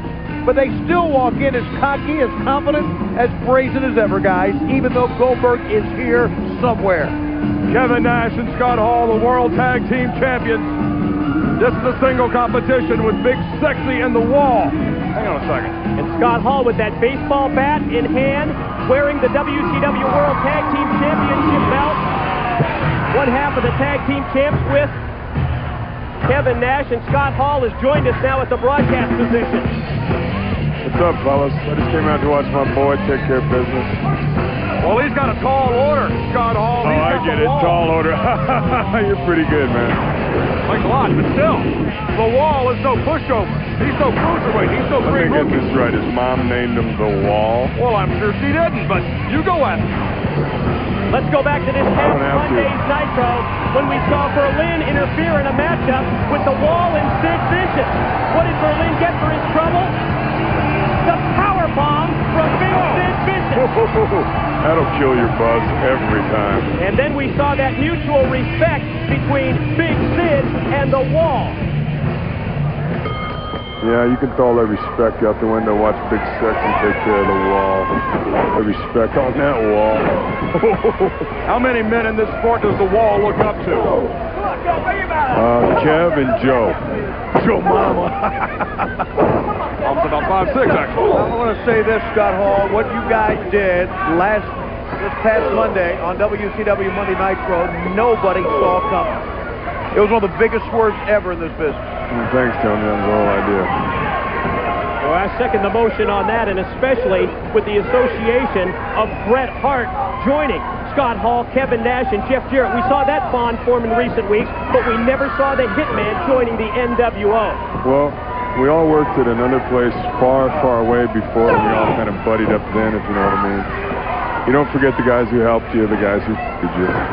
And I think Goldberg's not going to forget about getting screwed over either. So this group has been a backstage clique all along, Scott Hall. Oh, you ask a lot of questions. Don't worry about it. Come on, Kev. Kevin Nash on the receiving end of this offensive assault from the Wall. Follows up that series of boots by just throttling Nash in the corner. Come on, Kev. I think you got to realize the Wall, being from Germany, probably has no idea about the NWO, or maybe cares even less about the NWO. Well, he'll find out then. With that, Bret. We know what they're capable of. With those baseball bats. Yes, we do. And 4-on-1 attacks. Yeah, just ask the Harris boys. We saw that earlier tonight when Ron and were sent from this arena here in Salisbury, Maryland, in a pair of ambulances. How come it took 2 ambulances? There was 2 of them. Oh, okay. Don't get me mad. I just asked. Tickum's head off, Kev. Duck the clothesline. How about that clothesline from the wall? That's a beautiful counter. Brings Oh, out the man. rope. Come on, Kev. Come on. Extension of the leg. Put down, Kevin. Where's he? Kevin Nash's head. He's got that baseball bat. Is anyone surprised? No. This is the NWO. No. The baseball bat again to the back of the wall. But you know, this is not just the NWO. This is the NWO with the backing of powers that be. Did you see Scott Hall? Well, that's got to make him stronger than ever. And here comes Jeff Jarrett, Bret the Hitman Hart, I hate to say it, the world's heavyweight champion, and they've got baseball bats. How many ambulances are there in Salisbury, Maryland? We may need another one. And cans of spray paint as well. I'm going to say this again, guys. Just like what happened with the Harris twins, they come out here wielding these silver bats. They come out here realizing that Goldberg's on the hunt, and they don't care, seemingly. They're going to do what the NWO does best. And that's gang up on people. Do we have to see this? A 4-on-1. Bret Hart using the baseball bat off the middle ropes, and now Jeff Jarrett spray painting those very familiar 3 letters. Yes, the NWO is back, and yes, the NWO strikes again. At least he spelled it right. There's Next Bret Hart. up, Bret Hart, Chris Benoit for the title. Promotional consideration paid. We're back on Thunder, and the EMTs, the paramedics, attempting to put the wall in the ambulance, but he's not going anywhere. He's refusing. He's getting off the gurney. There's the guy the NWO's attacked, and the guy just not staying down at all. He's tearing apart backstage. Oh, the NWO making friends seriously in WCW. That attack by the New World Order lit a fire under the wall. I'm gonna go get this kid cut off, man. Let's get out there. Shut up, dude. You know what it is. Hurry up. Hurry up. Come on. Tell me what. Where's that coach playing cards somewhere? You see Coach? Is he in his room? Hey, tell those 2 girls to get the car ready. Kev's almost ready. Coach, you want to earn your money for once? Come on. Figured out who's running the show around here yet? Get this tape off me now. Come on, you goof. Let's go.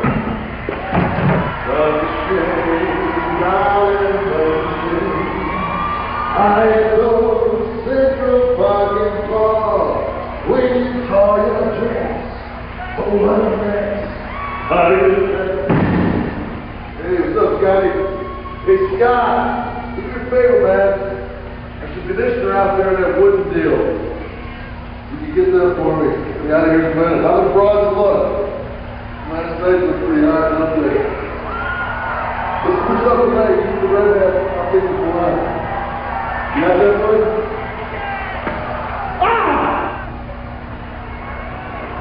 There you see Scott Hall laid out in the trainer's room, and the same can be said for Kevin Nash in the shower. And who's the man?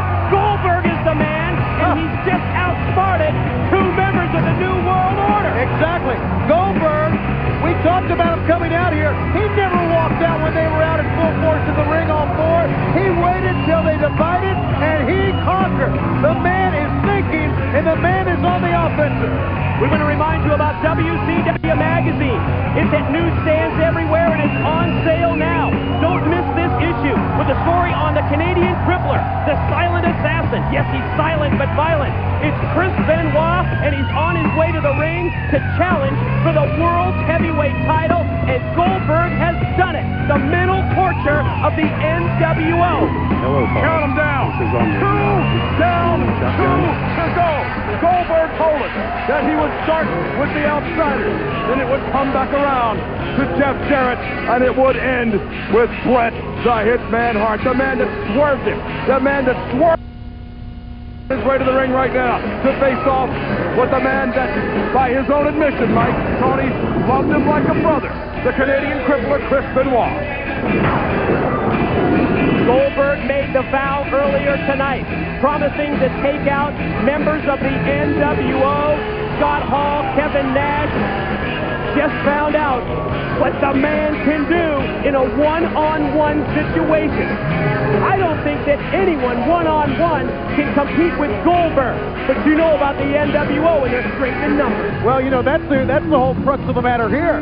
If you listen to what the powers that be have said and maybe read between the lines, I guess they feel the same way. And that's why the NWO came back to power, because they knew that they could never one-on-one take Goldberg down. So what do? They gang up, they group up, and now, as we said, as you said, Scott, he not only just picked off any member of the NWO, he methodically laid his plan down to have an open shot to get to this man, the world champion, Bret Hart.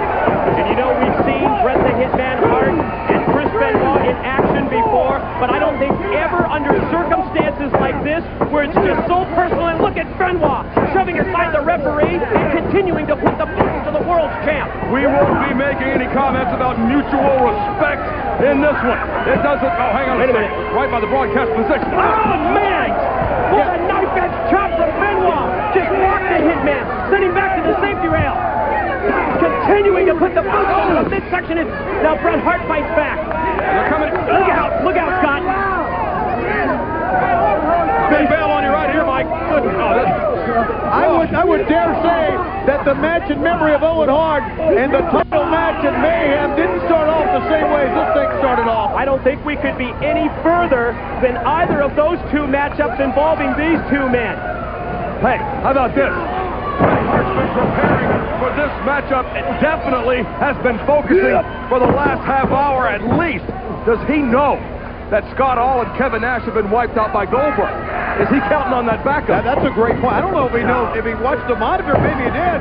But odds are he was standing in the back there at the go position, ready to walk out and not even knowing what's going on. And the fact that they're not out here with them says a lot, because they came out here together 2 other times. So maybe he realizes something's up, but maybe he doesn't. He said, "What's the matter?" Well, the people here in the building, they know what happened. The fans watching Thunder, they know. I don't think Bret Hart knows. His backup has been wiped out by the man. Hart follows up that knee drop to the neck of Benoit, brings him back to the middle of the ring, and just dropped him on his head with the double arm DDT. Gets 2. Benoit got the shoulder up at 2. Let's not forget, within the week, guys, has gone through. Not 1, but 2 ladder matches. You see the cut on his nose that he got on Sunday.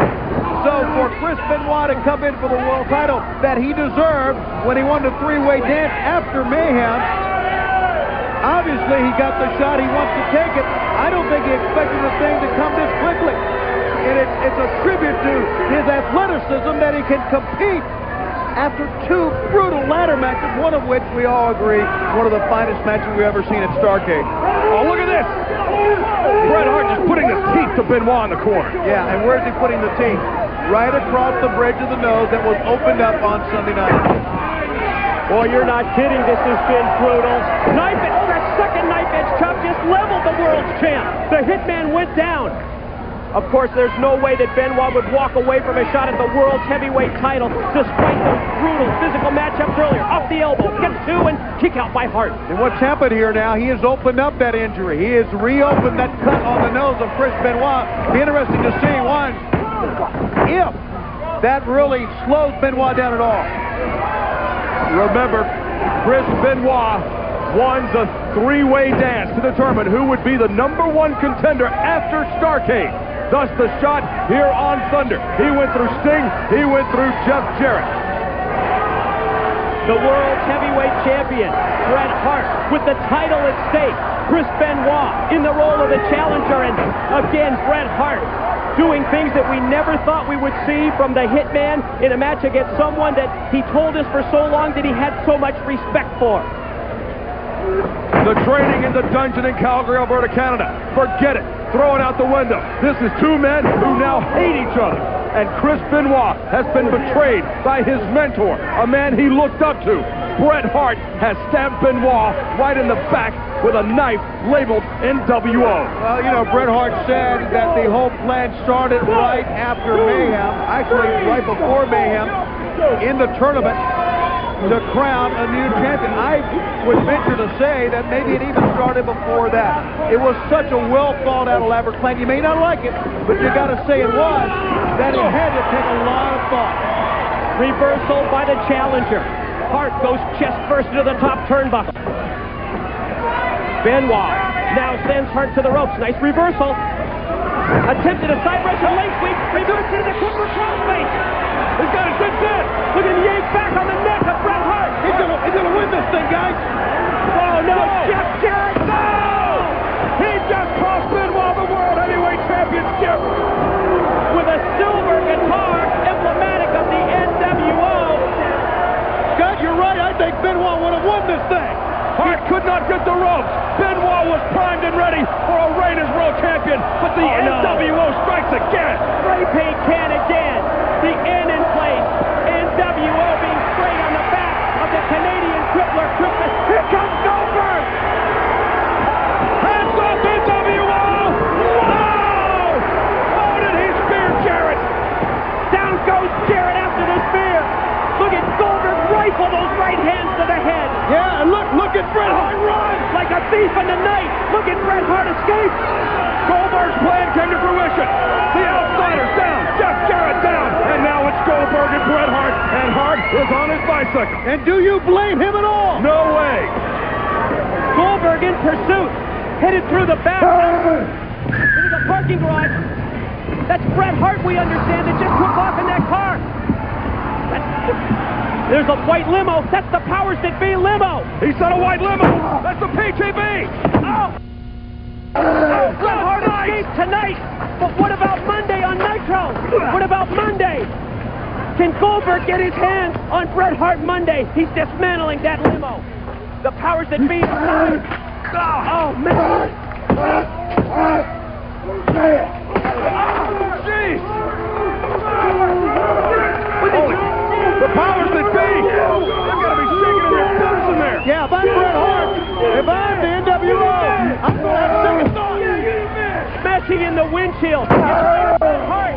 I'm worried about Monday when we're in Houston, Texas for Nitro. If Goldberg gets his hands on the Hitman.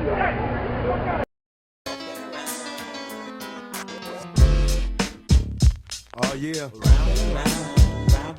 I get around. Still clown with the underground when we come around.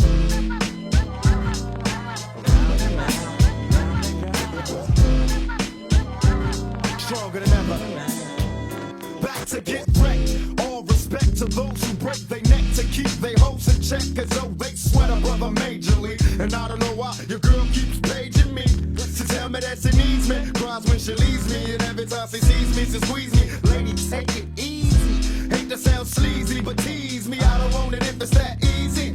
Hey, yo, bust it. Baby, got a problem saying bye-bye. Just another hazard of a fly guy. Your ass wide don't matter. My pockets got fatter. Now everybody's looking for the ladder.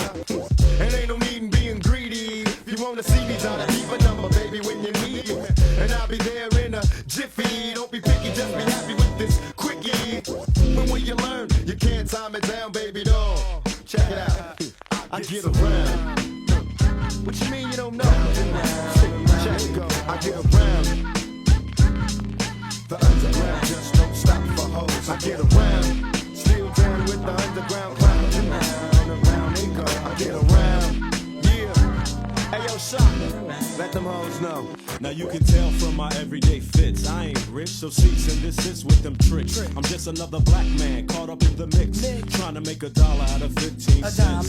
Just cause I'm a freak don't mean that we can hit the sheets. Baby, I can see that you don't recognize me. I'm Shock G, the one who put the satin on your panties. Never knew a hooker that could share me. I get What's up, love? How you doing? Right. Well, I've been hanging, singing, trying to do my thing. Oh, you heard that I was banging your homegirl you went to school with. That's cool, but did she tell you about her sister and your cousin? Thought I wasn't. See, weekends was made for Michelob, but it's a Monday, my day. So just let me hit it, yo. And don't mistake my statement for a clown. We can keep it on the down low, long as you know that I get around.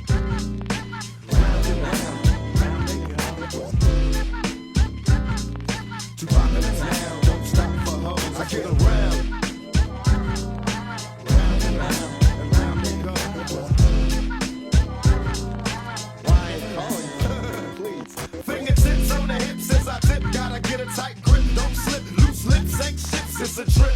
I love the way she licks her lips. See me jocking, put a little twist in her hips, cause I'm watching. Conversations on the phone to the break of dawn. Now we all alone while the lights on. Turn them off, time to set it off. Get you wet and soft, something's on your mind, let it off.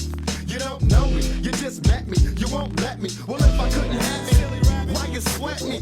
It's a lot of real G's doing time. Cause the groupie bit the truth and told the lie. You picked the wrong guy, baby, if you're too fly. You need to hit the door, search for a new guy. Cause I only got one night in town. Break out a B-clown, baby doll, are you down? I get around.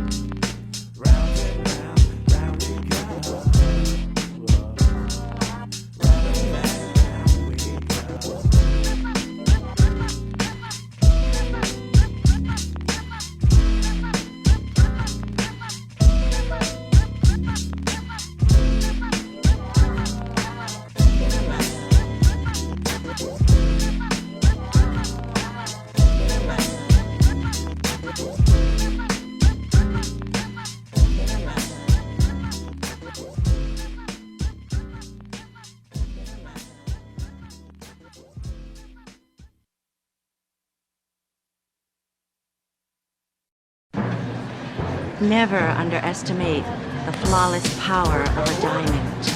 Today on American Gladiators, she can conquer a 2,000-pound Brahma bull, but in the first round, Johnny Jonkowski from Montana couldn't conquer the Eliminator's treacherous treadmill. Only sheer exhaustion by her opponent allowed her to advance. Today against Sherry, I'm a lot tougher than I look, Giardina. The question is, will Johnny conquer her nemesis? It's all coming down to the Eliminator. If I can get up the treadmill, I'll win. I am the power. I have the power. Yeah. On the men's side, Craig Charles, the U.S. Border Patrol agent, crossed the border into Gladiator Arena and came out with an impressive victory. But his foe this time is Mark Ortega, a former high school football star who's no stranger to physical contact. Well, Mark, our 10 gladiators are laying in wait.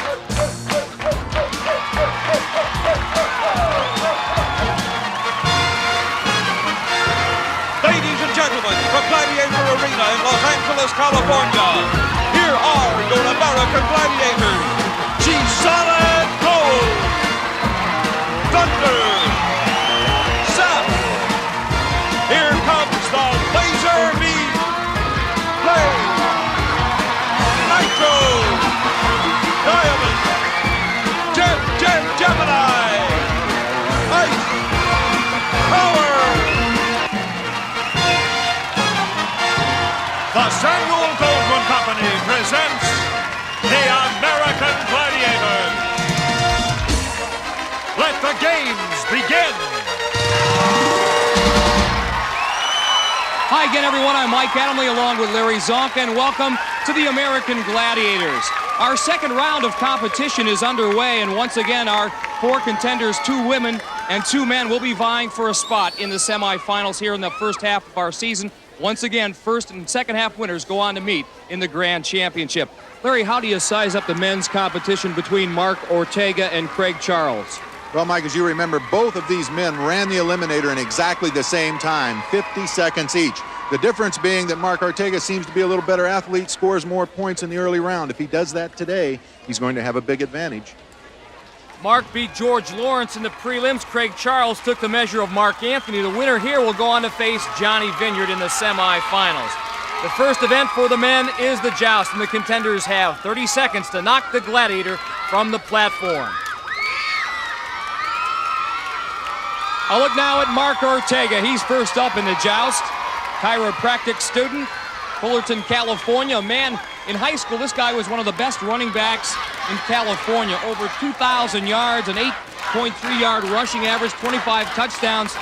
That was best among Division 1A high schools in California. They nicknamed him the Juice. I don't believe that he has the kind of speed that O.J. had, but I do believe that he managed to bounce off people the same way O.J. did. Let's see how he bounces off Gemini here.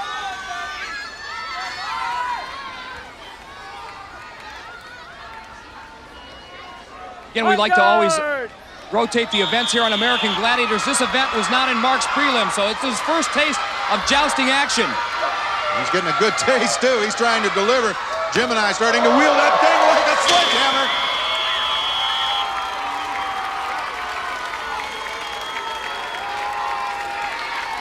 I'll tell you what, Mark was ducking, dodging, bobbing, weaving. Gemini just waited for the opening shot and found it. Baseball batting machine, batter up, and he put the home run on him. Next up is Craig Charles, and Larry, you said early on, Craig's need to score points in some of the early events to get him off to a good start. In his preliminary round, he lost in just 12 seconds. That to Turbo, now he draws Gemini. And as we have seen over the last 2 seasons of American Gladiators, Gemini, one of the best. Oh, one thundering right cross, and it's all over. That lasted all of 3 seconds. Gemini shuts out the men. And Craig Charles walking around trying to figure out exactly what happened. And here is what happened. Gemini, with that overhand right, delivers a punch that, well, he almost looks embarrassed about it. Well, the women are now set to do hand-to-hand combat with the pugil sticks. A look at Sherry Giardina. She's the first on the pedestal. She'll be going against Johnny Jankowski here in the second round. The winner here goes on to meet Kimberly Lentz in the semifinals. And Mike Sherry comes to us from Valencia, California, where she's an owner-manager of a Gold's Gym. Has a background in gymnastics, softball, was a majorette at one time. But today she's going to have to face off against Gold. Sherry, a very attractive young woman, but don't let the good looks fool you. She's plenty tough. I mean, just to make it through 7 events and make it to the second round speaks for itself. She's got a background in gymnastics, so she has that good balance, but she's getting beat off the platform by Gold. Sherry really doing a good job just to stay on the platform. Gold delivering some overhand smashes right to the jaw of Sherry. Really doing a good job just to maintain her balance. This obviously not the kind of thing you have to do as an aerobics instructor. She's a little shook up, but she'll get it back. And a look at our 36-year-old bull rider from Billings, Montana. Mike, this gal embodies a lot of great attributes. She's tough, smart, has the long reach, fearless, 5'8", 140 pounds, and raring to go. Larry, she's also the oldest contender here. She'll have to face Gold, but she's not going to ask for any quarter nor give any. Again, the contender has 30 seconds to knock the Gladiator from the platform. If they can last the entire 30 seconds without getting knocked off themselves, they'll earn 5 points for the draw. Gladiators known for their first strike capabilities. Gold, the early aggressor, but Johnny hanging on and hanging on well. Got a good wide stance on the top of that pedestal, maintaining her balance. She's driving up. Johnny has been on top of 2,000-pound Brahma bull, so can she hang on here? 3 seconds to go. Draws the tie. So 5 points for Johnny Jankowski. Job well done. And she leads Sherry Giardina after 1 event. Coming up next for the women, hang tough as the American Gladiators continues right after this. After 1 event in the second round match between Sherry Giardina and Johnny Jankowski, our professional bull rider has a 5-0 lead. They are set now to hang tough. Sherry's up first. In 1989, she was Miss Fitness America. How fit? Well, here's a picture of Sherry and her husband, Frank. I was going to ask if you knew that was Frank was on the right side, seeing as how I didn't think you looked at the right side of the photograph, Mike. Well, Sherry's going to have her hands full here and hang tough against Ice. Ice has yet to lose in this event. Again, a contender will get 10 points if they can make it to the opposite platform where Ice is standing right now, and 5 if they can last the entire 60 seconds without being pulled off the rings. She looks good up there, Mike. She wiggles her feet to get a little extra oomph into the deal to hook the ring. Now she's hanging on to just one ring. 3. And looking for some help. Desperately looking for some help. Ice is in the vicinity. Oh, she missed that ring. Now she's got one. But she's got to go because Ice is going to make her move. She's got to take a long swing. Side by side, here come those Ice baby legs. 22 seconds left on the clock. So long. Nice try by Sherry, but once Ice wraps you up, that's it.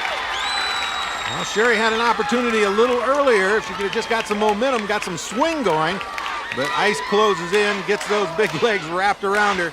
And Ice is powerful. Once she gets a hold of you in those rings, it's all over her. And if she wasn't tough enough, she's got the crowd behind her. They're going Ice, Ice, baby, and Johnny Jankowski can hear it.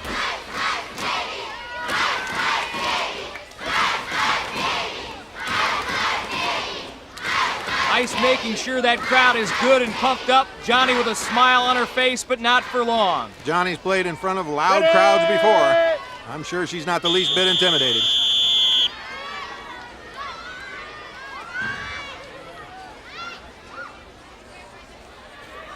You gotta move, Johnny. 4. Talk about Johnny being tough, being a bull rider, and so on. But she is a good all-around athlete.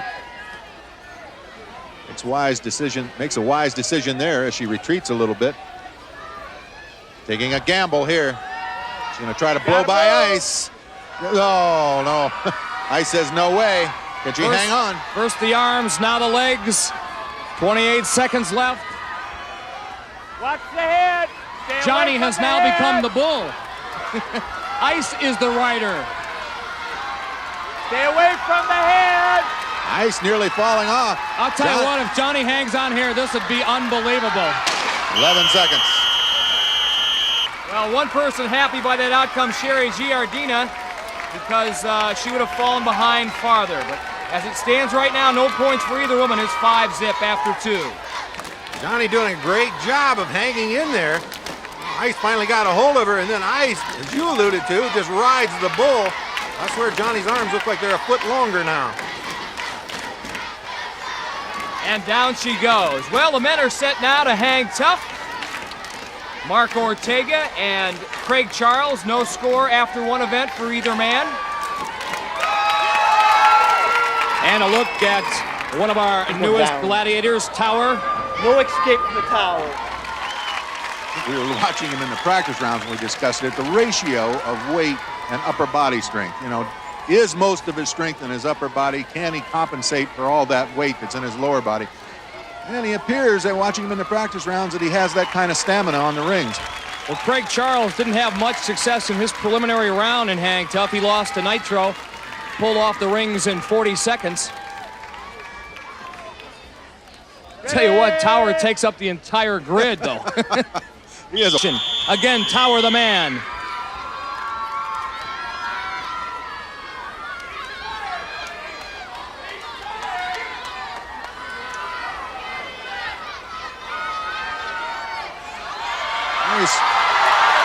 He takes those long swings right down to Tower. Got himself in trouble. He needs to retreat. Still plenty of time left on the clock. Tower. 4. Yeah, get back there. Make Tower come for you.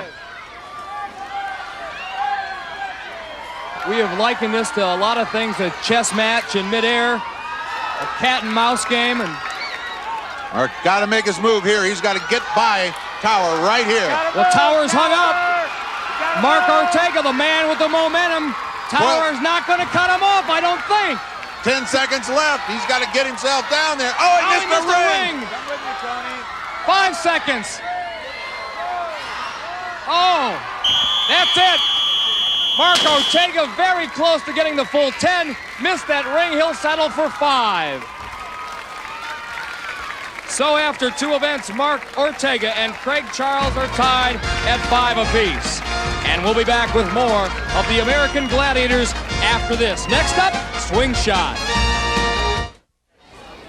Welcome back to Gladiator Arena, and you can see how things stand between Craig Charles and Mark Ortega going into Swing Shot.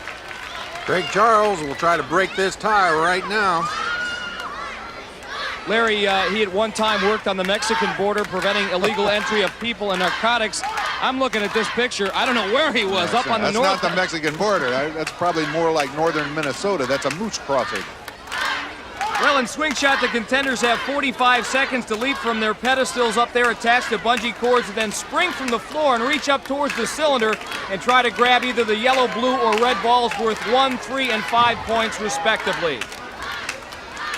The Gladiators they'll have to face, they're also attached to bungee cords, are Tower, Thunder, and Nitro.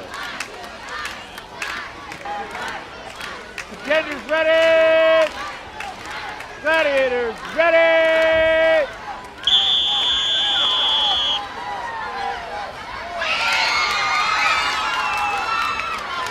Mark Ortega with a blue ball worth 3 points. Another blue. And he accomplishes 2 things because he blocks Craig at the same time. 1 down. Now Craig has got a blue ball. Mark scrambling to the tower. He's got 2 in that scoring pot. He's grabbed the 3rd again. Boy, does he get some vertical leap. He's got some great vertical jump, but he's also been blocking Craig as he gets up there. He's got another one. Again, he blocks him. He's accomplishing 2 things. He not only gets the ball, but he blocks out his opponent. He's got 5 seconds now, Larry, to get that 4th blue ball in that cylinder. He runs out of time, but oh, what an effort by Mark Ortega. And effort's the key word for both of these fellas. We watch Mark doing 2 things, mastering the bungee, but also using his abilities to block his opponent at the same time. Beautiful shot of him blocking out Craig Charles, and now Mark's leading Craig 15-9. The women are set for Swing Shot. Sherry Giardina trailing Johnny Jankowski by 5. Sherry obviously looking at this event as a chance for her to get on the scoreboard. Johnny, on the other hand, we told you about her exploits as a professional bull rider. She wouldn't even be here competing if it wasn't for a personal setback. Here's her story. The week she was to leave for the American Gladiator tryout, Johnny Jankowski's house burned down. That didn't stop her. Athletics is my life, and this one hit me so hard that I really even quit training. And a friend just said, hey, you just can't quit like this.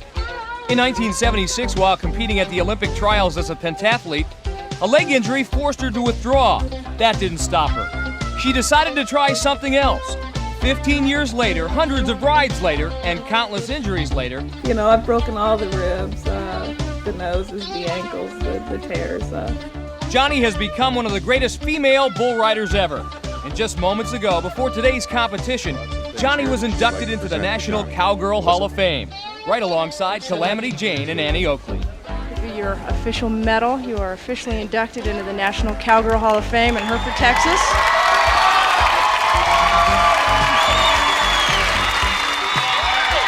So if you had any doubts, guess again.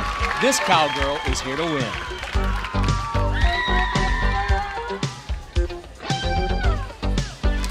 The sweet gal, Mike, and I'm glad we could bring a little piece of her induction ceremony right to her here. And after riding those kegs of dynamite called Brahma Bulls, the Swing Shot here should be a piece of cake, as she'll have to deal with diamond, zap, and ice. Again, the contenders have 45 seconds to score as many times as they can, plucking those yellow, red, and blue balls off the center cylinder. Johnny the first up. She really, with the greatest of ease, was able to grab that blue ball for 3 points. Swing!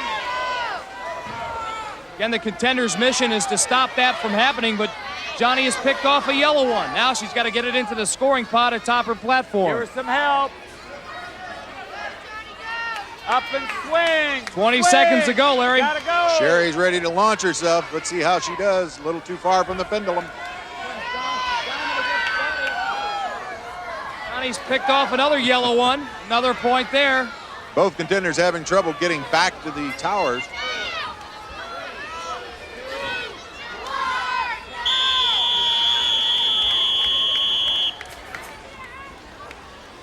And that is it. Sherry Giardina gets shut out as Johnny Jankowski picks up 5 more points and leads 10-0 now. Mike, we've kidded Johnny about being one of our oldest contenders, but there's still a lot of spring left in those legs. 3 events down and 3 to go. We're halfway through our competition. And in this women's second round matchup, Sherry Giardina has yet to get on the scoreboard. She trails Johnny Jankowski 10-0 on the men's side of the coin. Mark Ortega with a 15-9 lead over Craig Charles. Larry? Well, Mark's doing just what we talked about. He's exercising those fine athletic abilities. Craig, the fighter, the Golden Gloves boxer, he's hanging in there, slugging it out. And he joins us down from the contenders' locker room. Craig? How you doing? You're scoring more points than what you did in the preliminary round. You're slugging it out. How's your attitude going into this second half? It's a lot better. I feel better this second time around. I was a little nervous before, but I'm in it now. I'm gonna start scoring some major points. Well, you're gonna have an opportunity. Powerball's next up, and I know you like that body contact. I love Powerball. It's my best. Good luck. Thanks for joining us, and that's our home base halftime, Larry. We've got 3 more exciting events coming up, plus the Eliminator, which decides everything. We'll be back with more of the American Gladiators right after this. Coming in 2 weeks, an event you won't want to miss. Former pro football greats invade Gladiator Arena to bang heads with the American Gladiators. Don't miss the American Gladiators Pro Football Challenge of Champions. After 3 events, Mark Ortega with a 15-9 lead over Craig Charles as the men are set to play Powerball. And a look at Mr. Ortega. We told you about his high school football exploits as a running back at Whittier Christian High in California. He'll be doing battle with Craig Charles, the U.S. Immigrations Officer, who makes his living apprehending illegal aliens. Now he's about to be apprehended. He'll have to go against Tower, Nitro, and Thunder. Thunder happens to be the subject of our Ask a Gladiator segment, and Craig Fielding writes, "Dear Thunder, how much can you lift?" I've been wondering that too. Craig, thanks for writing in. As far as how much weight I can lift, if you're inquiring about the bench press, which is what most people are usually concerned about when they ask someone how much they can lift, my best bench press ever was 600 pounds. However, I'm not involved in power training these days as I used to be, so my bench press hovers around 400 to 450 pounds. And if you'd like to ask Thunder or any of our other Gladiators a question, you can write to Ask a Gladiator, 10203 Santa Monica Boulevard, Los Angeles, California, 967. Now, scoring in Powerball, goals in the outer cylinders worth 3 points, a goal in the center cylinder worth 5. Thunder can bench press 600 pounds. That means he can pick up everybody else on the Powerball court, Mike. Well, Powerball is brought to you by Nintendo's, makers of Super NES. Now you're playing with power, super power. That's exactly what Craig Charles needs to do. He's behind 9-15. He's got to come up with some points. Right by Tower, but his ball spun out of that cylinder. He did not go by Thunder. He ate the dirt. Again, he gets to the scoring cylinder, but he bounces the ball out. It doesn't go in. Ortega with a nice move. Spun Tower around and made the goal. Ditto for Craig Charles. He went right by Thunder that time. I tell you, these 2 contenders are not intimidating by our trio of Gladiators. Oh! Craig meeting up with Thunder's forearm. Ortega with a little hook shot at the corner. Talked about Mark's football background, one of the great high school running backs during his heydays at Whittier Christian High School, over 2,000 yards. That's it, the 45-second time limit has expired, but a great match between 2 rough, tough contenders. Oh, Mike, I like this Powerball. It's nose to nose. Mark Ortega leading Craig Charles 30-18, and Craig Charles taking some hits. As we see Tower manhandle him right here. He bites the dust. Now down at the other end, he takes on the big man. Thunder with similar results, right to the turf. On the other side of the coin, Mark Ortega, here's the definition of a major league move, folks. He fakes Tower out of both of his knee pads, both of his arm pads, his shoestrings, and just about everything else he was wearing to score right here. Look at that, he slips in behind Nitro and scores a few points. even though there's still 3 events remaining, including the Eliminator, it's do or die time for Sherry Giardina. She is yet to score, and the bad news is that she's about to take on Diamond, Zap, and Blaze in Powerball, and in the prelims, she was shut out in that event. Sherry, the bodybuilder, using the finesse tactic. On the other hand, you have Johnny, the bull rider, that uses the direct approach. Sherry knows all about low-impact aerobics. She's getting some serious high-impact work. Johnny, nice move on Diamond. And Johnny zips by Blaze this time. She's got some speed. Oh, there it is. There's what I was talking about. Sherry backed off. Johnny blew through, got the gold, and it looks like injured Zap in the process. Zap has limped to the sidelines, and as a result, Sherry Giardina goes scot-free to the center cylinder, her first points of this contest, or any event for that matter. Zap out of there. Johnny's taking full advantage of it, one-on-one. She doesn't there, but she scored several goals since Zap's been out. And that is gets a little kiss right at the end. Wow. The good news for Sherry Giardina, she no longer has the 0 attached to her name. The bad news, she trails Johnny Jankowski 22-5. There's the replay. You see Johnny, she's used to that bull riding. She just goes on through and pays the consequence. Actually, Zap pays the consequence, but Sherry pulled off. Zap left the contest at that point, limped to the sidelines. Now she's being attended to by the trainers and being assisted to the locker room by her fellow gladiators. Let's hope she's okay. We'll be back with more after this. Atmosphere is next.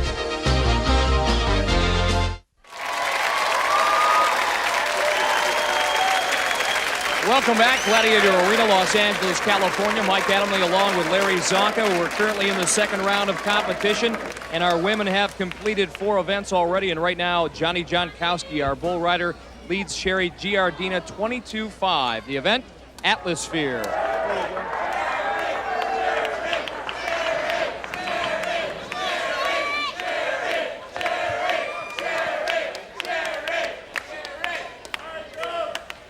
Sherry inside the red cage, Johnny inside the yellow Atmosphere, Blaze and Ice doing the honors for the Gladiators. And we've upped the ante in the second round of competition. Now each score in those 4 scoring pods worth 3 points. Atmosphere is brought to you by M&M's Chocolate Candies. Have a handful of smiles. Gladiators, ready! Sherry, who owns and manages a Gold Gym in California. That's Sylmar, California, not Valencia. There are a lot of friends from Sylmar here to work, root her on. Johnny Jankowski, who banged up her thigh in Powerball, showing no effects from that injury. She's got 2 goals already. Working on a third, Mike. She's rolling into pod number 2. She's got it. 3 scores. So 9 points. Sherry has 1. Blaze doing a good job of checking her and stopping her progress. Johnny picks up a 4th score. Now Ice has her pinned. 20 seconds left on the clock.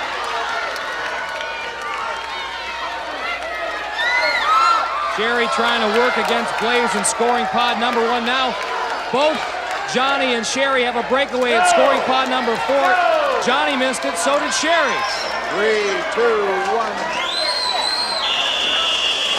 And that is it. What an effort by Johnny Jankowski. Our bull rider sets a new Gladiator record. 5 goals worth 15 points. Sherry Giardina picked up 1 goal worth 5 points.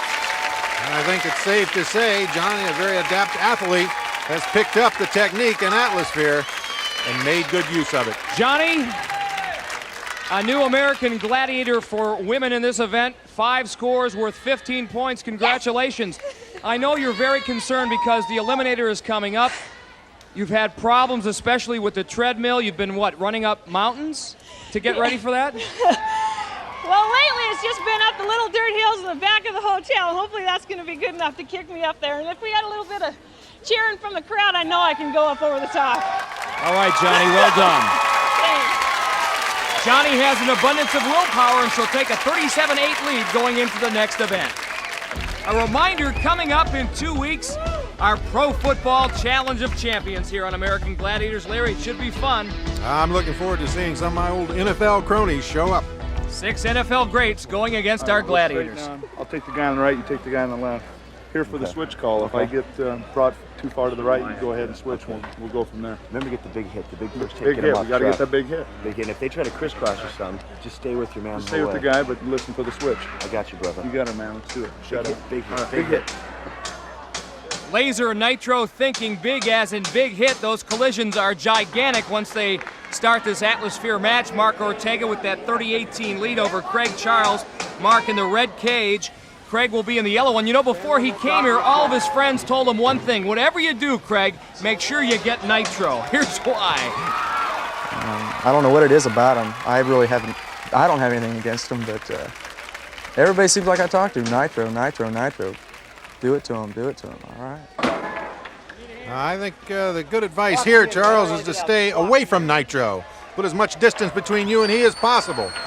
You also heard Nitro and Laser talk about a switch call, so maybe they'll cross paths in the middle of this atmosphere arena.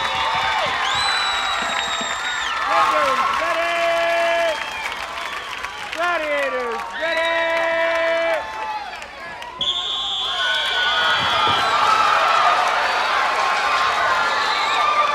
Wow! That collision between Nitro and Craig Charles was deafening. Mark, on the other hand, scoots by Laser, now working his way to scoring pod number 3, but can't hit that sensor. Laser doing a good job knocking him forward, making him go over top of that pod so he couldn't score the points.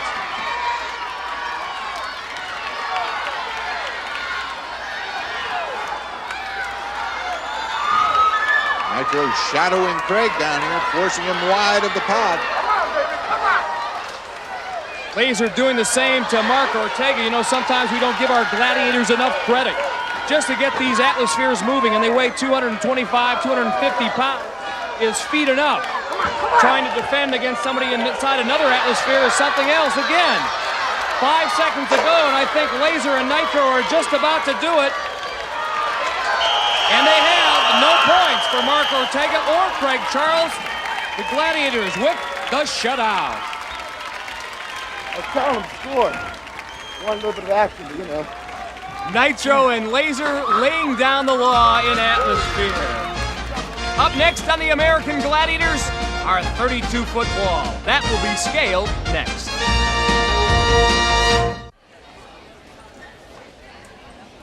Welcome back to Gladiator Arena, Los Angeles, California. Who will fall off the wall? Well, hopefully neither Craig Charles nor Mark Ortega. They're set to go. This is their 6th event before the Eliminator. There's a shot of Diane Duran, Mark Ortega's high school sweetheart, who is now his fiancée. Diane hoping Mark is the first man up the wall so he can earn 10 points. He will be followed by the dangerous Laser. Pulling down on that first hill there. Think so? I don't know.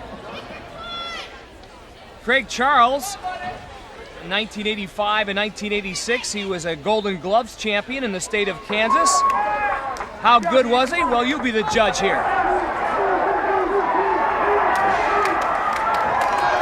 Aggressive little cuss, isn't he? Now we'll try to take a few jabs at that 32-foot wall. He'll be chased up the wall by Tower.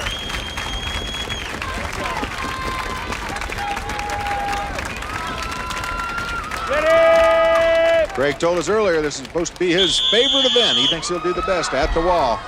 And this is a good time for it to happen.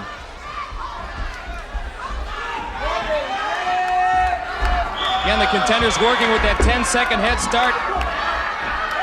Craig never got going. Laser falls off. Laser falls off, you're right. This the best climber among the Gladiators, too. Mark Ortega with a huge lead. Now he just has to remain mistake-free. He's into that corner pretty deep, Mike. That makes it tough. 25 seconds left on the clock. He's going to make it.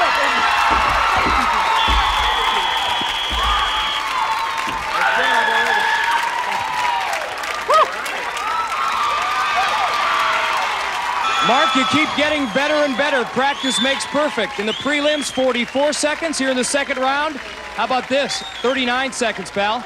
Great. I'll tell you, a lot of it was fear, I swear. Lasers on my tail. He's the best climber here, and I just had to scoop. He was at my feet.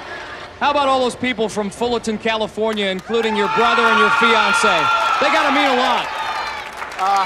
My friends and my family have great support. It gets the adrenaline pumping. I love them. Well, you set yourself up well for the Eliminator. You have an 11-second head start. Great. Congratulations. Thank you.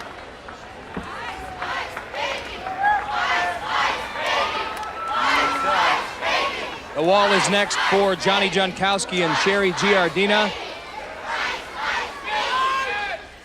And for Sherry, this is a crucial event.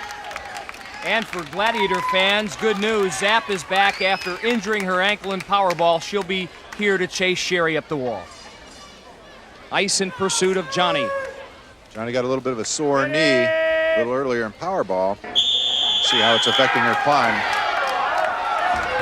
Johnny, you know, nationally recognized, women's rodeo circuit. She's been on a lot of TV shows.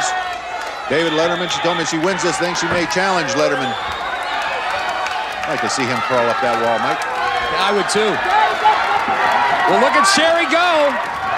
All her friends from the Gold Gym in Sylmar, California. I don't think Sherry made this during the practice sessions. She's awfully close now, but Zap's got her by the foot.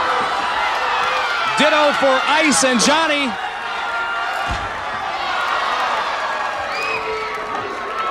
Johnny says, nope, you can take my shoe, but I'm staying on this wall. Ice is going to have to get a better hold than that. 15 seconds remaining here for Johnny Jankowski. Can she make it to the top? Ice not giving up. And neither is Johnny. She is one tough gal. 4 seconds. Can she do it? Remember, she has to be all the way on. Yeah. Yes, Larry Thompson gives a signal. Yes, she did. Almost had her.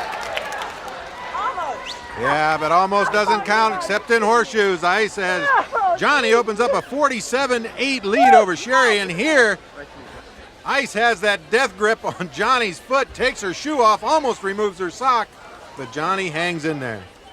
Sherry, however, was not as fortunate as Johnny, as Zap was able to pull her off. Well, backstage, the Gladiators are getting ready. Up next, the event that will decide it all, the Eliminator. And welcome back to Gladiator Arena, Los Angeles, California, and the Eliminator awaits Johnny Jankowski and Sherry Giardina. And quite frankly, Sherry has a mountain to climb. She trails by 39 points, and according to the Eliminator scoring format, each point is worth a half second in time, meaning that Johnny will get a seemingly insurmountable 19.5 second head start. Is it an impossible deficit to overcome? Let's find out. Larry's with Sherry at the start line. Larry? Sherry, this is your strong event. Not so for Johnny. How do you feel about the 19.5 seconds? Well, it is my strong event. In the first round, I was behind seconds also, and I just cooked, and anything can happen, so I'm definitely going to give it my all and go for it, big time. We'll be watching you, Goog. Good luck. Larry, I love that Tennessee twang. However, the big story, will our bull rider, Johnny Jankowski, make it up the treadmill? Let's go back to the first round. She missed not once, not twice, but 3 times going up that treadmill. Never did make it. It was her Waterloo, but she did manage to advance. Can she do it here? Another potential problem for the contenders, should they fall off the hand bike, they'll be detained in a penalty pit for a total of 10 seconds. But the big question, can Johnny Jankowski make it up the treadmill? She's been practicing on a little hill behind her hotel. Hey, that is a monumental conquest. Johnny Jankowski on her way. 3-time world champion bull rider, a woman who was to be inducted into the Cowgirl Hall of Fame today, but instead chose to compete here on the American Gladiators. She is choked with emotion, believe me. And this gal's tough, Mike. She can withstand some pain. She's just shrugging off that knee pain as she works her way up to the platform.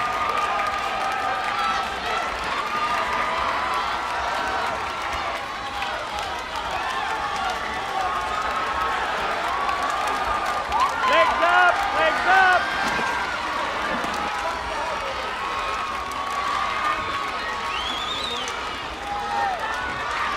Sherry giving a gallant effort up the cargo net, but that 19.5-second head start, too impossible to overcome. Johnny Jankowski, sore knee and all, over the second wall, around the ball, one barrier and a finish line. This is going to be one delighted woman. Johnny Jankowski moving on.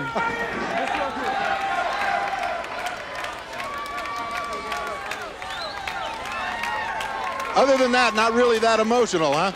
No, I didn't really care about this race at all. I could tell. Listen, you had a sore knee coming into this thing. I know you did. We talked about it. You were worried about the belt. You just sort of sucked it up and went. I was terrified. I really was terrified. I think that's what took me over. I was just, I hadn't made it over the treadmill yet. And it was like the fans here and everybody pulling for me. That was a little extra edge. I saw you at the beginning line, at the start. You had to focus. You put it together, gal. Welcome to the semifinals. Yeah! Happy gal, Mike. Back to you. Indeed she is, and she gets a big hug from Ice. And the huge deficit that Sherry Giardina had to overcome at the start of the Eliminator was just too big to overcome. Well, the men are on deck in the Eliminator, and chiropractor Mark Ortega, based on his fine performance against Craig Charles in the previous 6 events, gets the benefit of an 11-second head start. Now, in the prelims, guess what? Both of these men turned in the fastest time in the Eliminator, 50 seconds, so anything could give here. And right now, Larry's at the start line with Craig. Greg, this is the 12th round of a championship fight. It's right down to the wire. How do you feel about this big differential? I'm going to give it 110%. I'm going to go all the way. I'm going to go as hard as I can, and I'm going to make it up. It's mine. You look like a young man with determination written in his eyes. Good luck. All right, thank you. And Craig, our 2-time state Golden Gloves champion from Kansas, hoping to knock out this Eliminator and not have to deal with Tower, Thunder, Nitro, and Laser. We're just about set to go. The line, man, toes to the line. You go on my whistle, Mark. You wait for second whistle. And again, these men turn in the fastest time in the prelims in the Eliminator, 50 seconds. Ready! Craig might need to go 40 to make up that 11-second head start. Mark Ortega, no sweat. Already he's across the hand bike. Now the spinning cylinders. He hasn't made a mistake yet. And that's exactly what Craig needed, Larry.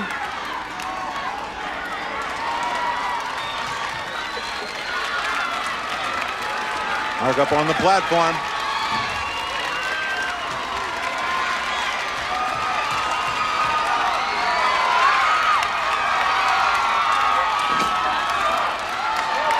Mark Ortega, an extremely gifted athlete, an all-state halfback in high school, Whittier Christian High here in California. And breezing through the Eliminator. And even with this lead, he's running like Craig's right on his back.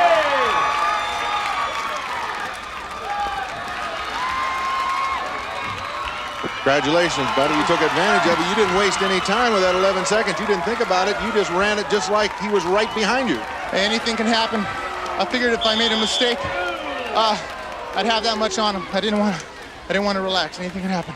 You don't have a big kiss for your fiance under these circumstances, do you? Congratulations to both of you on a couple of notes. And to you, welcome to the semifinals, young man. Thanks a lot. Couple of happy people. Back to you, Mike. So Mark Ortega and Johnny Jankowski move on. Craig Charles did finish the Eliminator. Mark will go on to face Johnny Vineyard in the semifinals, while Johnny will take on Kimberly Lentz. Craig and Sherry, well, they deserve congratulations too for a job well done here on the American Gladiators. Love is in the air here at Gladiator Arena. Mark giving a big hug to his fiancée, Diane. We'll see you next week, everyone.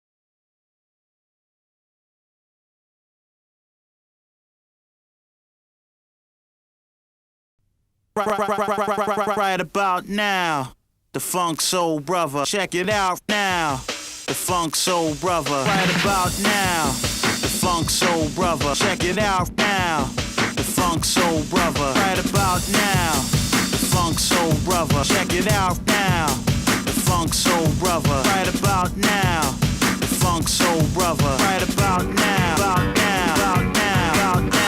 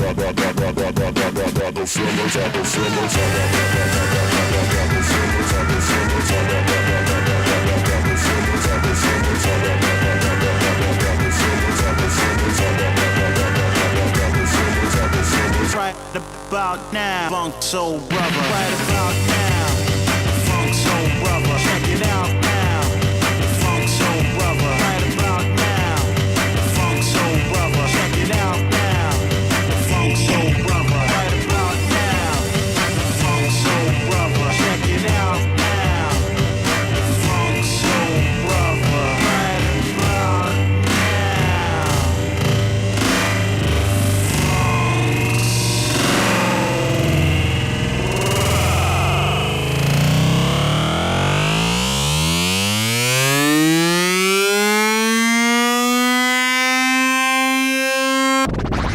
Right about right about now, Funk Soul Brother. Check it out now, Funk Soul Brother. Right about now, Funk Soul Brother. Check it out now, Funk Soul Brother. Right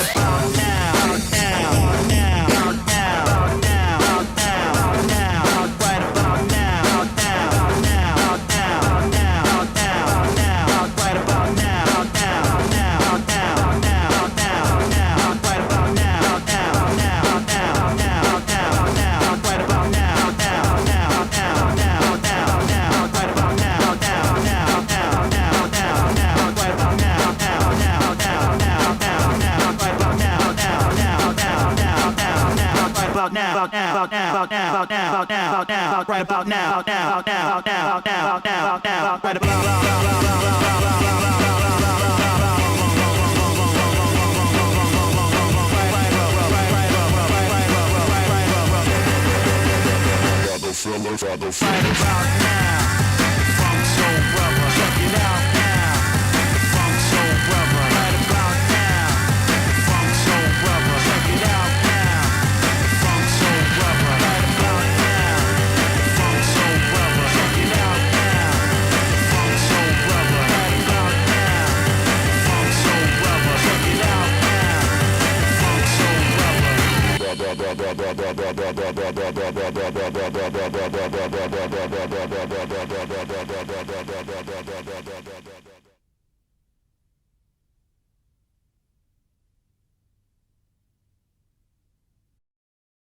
From Universal Studios, Florida, it's WMAC Masters. Shannon Lee here at the WMAC Arena. We had what could be a major injury just moments ago in a preliminary match between two top WMAC Masters. It took place at the Doom City Battle Zone. Johnny Lee Smith, Tiger Claw, was scheduled to face longtime best friend Jamie Great Wolf Webster in a first-round match. The one-on-one went on for a long time, with neither athlete gaining position on the power bar. And then it happened at 3 minutes 46 seconds into the match. Winner by knockout, Great Wolf. Tiger Claw was knocked out cold following a surprise maneuver by Great Wolf. The move that took him down, a double inside crescent kick, an extremely difficult technique not usually seen in competition. They've moved Johnny Lee Smith back inside WMAC headquarters, where doctors are working on him as we speak. We still haven't heard if he's gained consciousness as of yet. We'll keep you updated on Tiger Claw's condition as we get more information, but the competition will continue today. Jamie Webster will face the winner of our next match between Red Dragon and Tsunami. Plus, we have a Master Blaster performance by the Panther. It's all coming up on WMAC Masters. They're the world's greatest martial artists competing for the ultimate prize. Olympus, The Machine, Superstar, Red Dragon, Great Wolf, Tiger Claw, Panther, Tsunami, Star Warrior, Turbo. Their quest, reach full dragon belt, then go for the Dragon Star itself. The World Martial Arts Council presents WMAC Masters.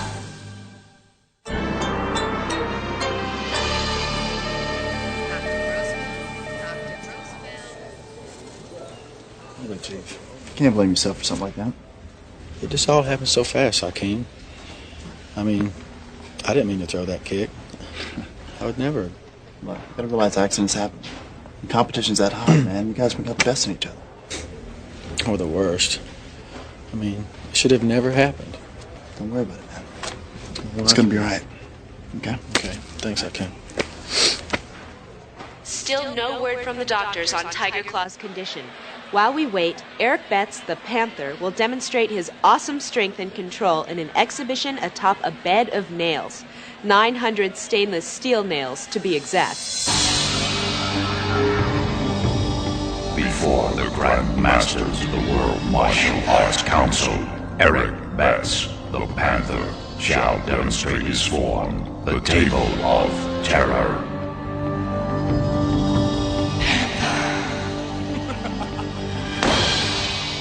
What you are about to witness is extremely dangerous. Do not attempt anything like this at home.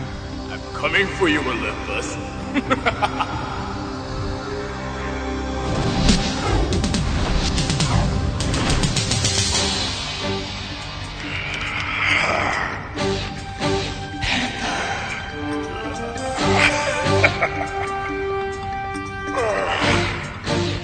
One mistake and the Panther risks being punctured by the hundreds of razor-sharp nails just inches from his face.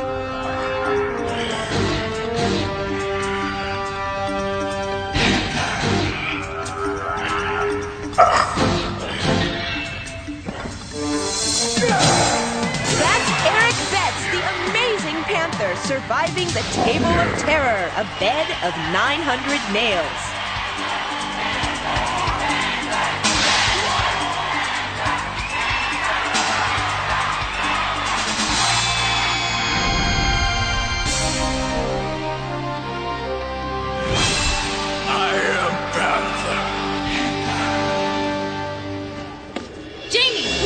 Johnny Lee!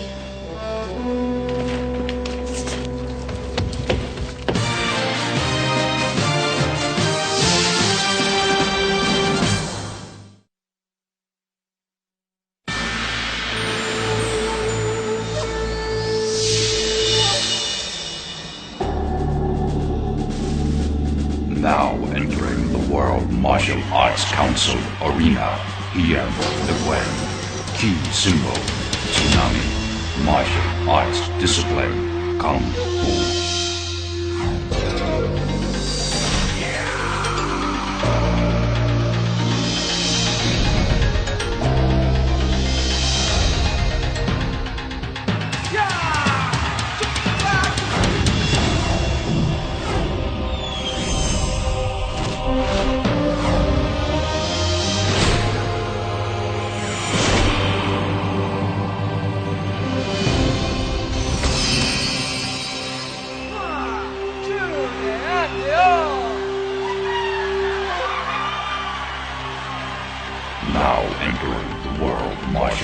Council arena, Quiz Casamassa, Key Sumo, Red Dragon, Martial Arts discipline, karate.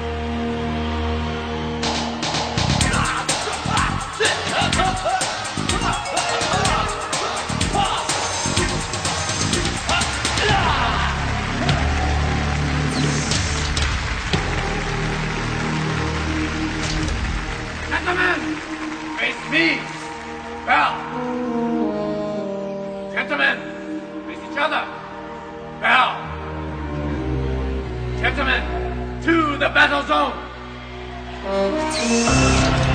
They're heading outside the arena for our second preliminary match of the day. It'll feature the Camouflage Ninjas at the Mayan Mystery Battle Zone.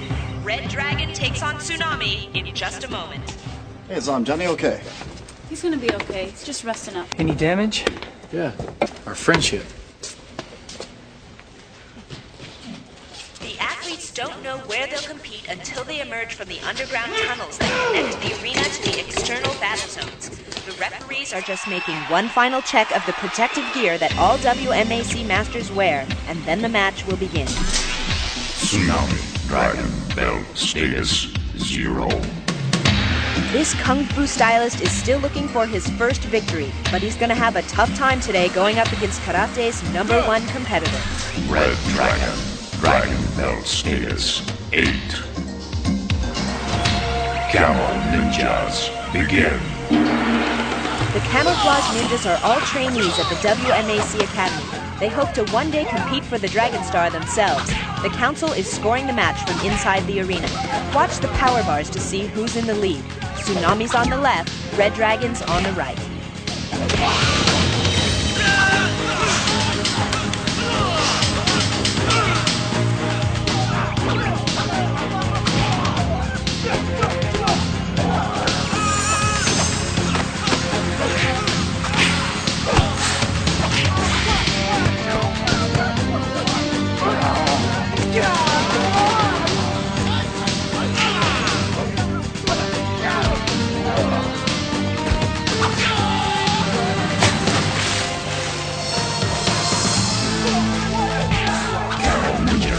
Disengage. One-on-one.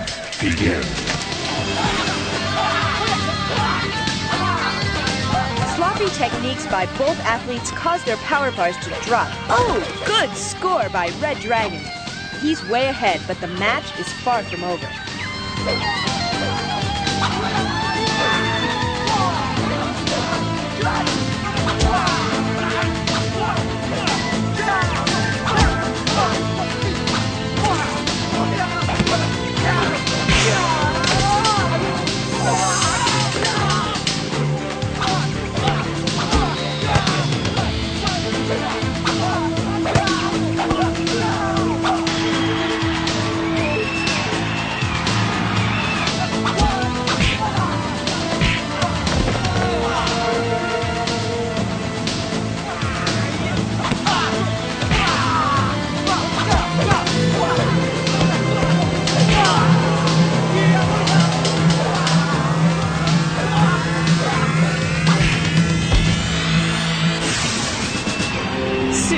Still unable to capture his first victory.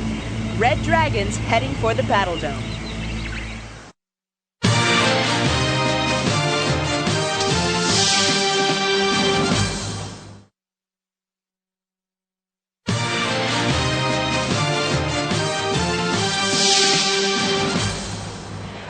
Back here at the WMAC Arena, we just received information that Johnny Lee Smith, Tiger Claw, is going to be okay. He's gotten permission from doctors to walk around, and he should be able to compete again as early as next week.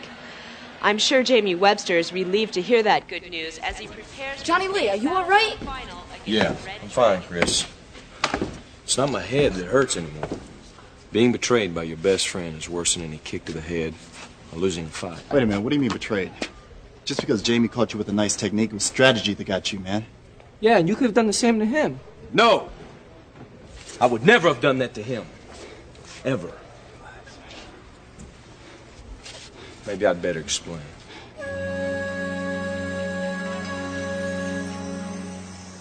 Jamie and I grew up together, went to school together, learned the martial arts together.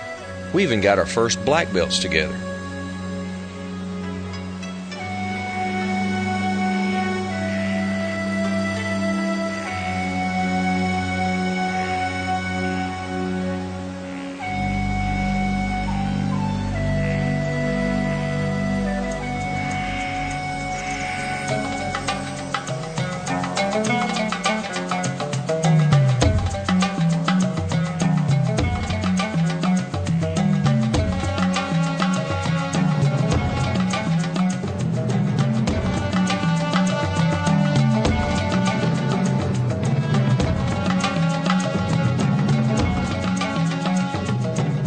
and I, we were best friends. Better than best friends. A little bit tighter. I don't want it to come off. Okay, Jamie. I'll show you this kick on one condition. Okay. You can never use it against me, and I'll never use this kick against you. Okay, we got a deal. Sure? Promise. Promise. Okay.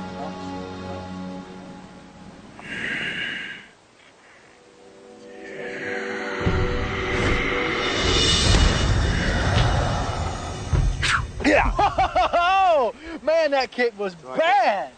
I loved it. Whenever I learned a new move, You need to go on a diet. the first thing I did was teach it to Jamie, and vice versa. Remember, as you execute the kick, slap the soles of your feet together.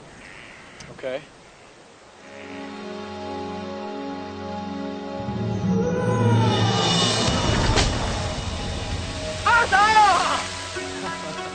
Very funny. Bow to me. Jamie and I, we shared everything all right, especially our competitive spirit. Whenever we entered a tournament, it usually ended up Jamie versus Johnny Lee in the finals.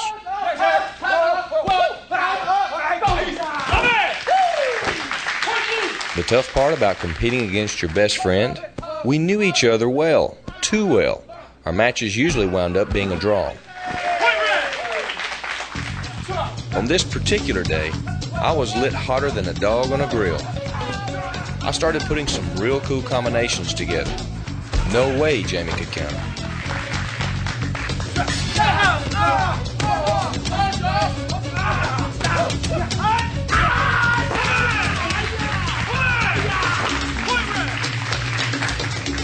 Maybe on this day the competition was getting too intense. I don't know. We both wanted it real bad. And then it happened. Come on, let's go.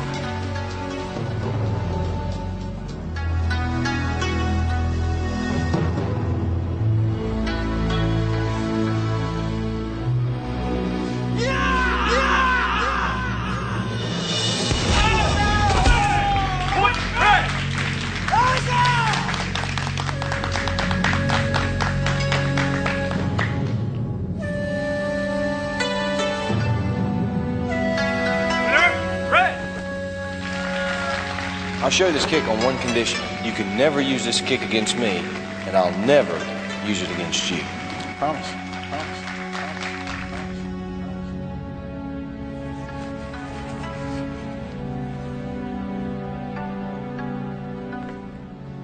Johnny, wait. Johnny. Wait for what? For you to hit me with another kick I taught you? Johnny, everything just happened so fast.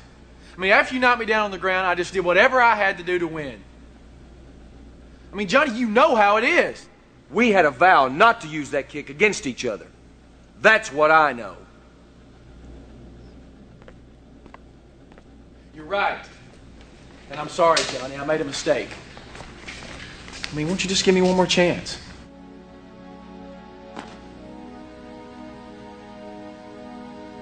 Well, you know, it was excellent execution on that kick. That's just because I had a really good teacher. But understand something. I never want to see that kick coming my way again. It won't ever happen again, Johnny. Are you sure this time? Promise. Okay. So you see, the most important part about having a best friend is someone you can trust.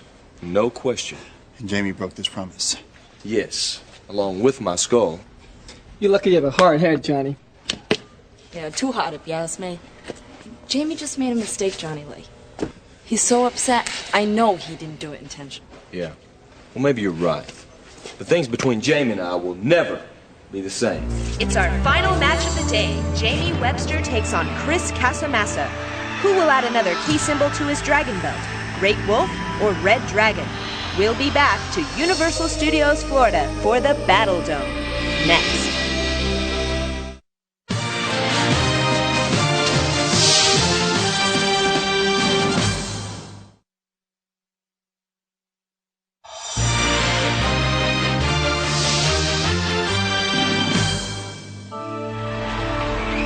Shannon Lee back at the WMAC Arena, the Battle Dome is coming down. When it hits ground zero, the match begins. Battle Dome Finals. Chris Casamassa, Red Dragon. Jamie Webster, Great Wolf. The rules are simple. The athletes must each try to force their opponent into the frame of the cage. You'll practically feel it yourself when someone hits the dome or even brushes up against it. The council keeps score, and whoever's in the lead when time runs out wins. Ninjas penetrate the dome.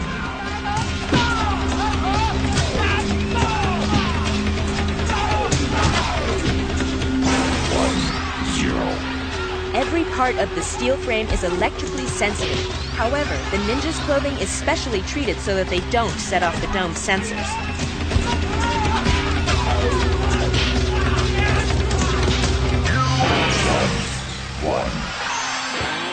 The score is tied early in the match. If it remains a tie when the clock winds down, we go into sudden death.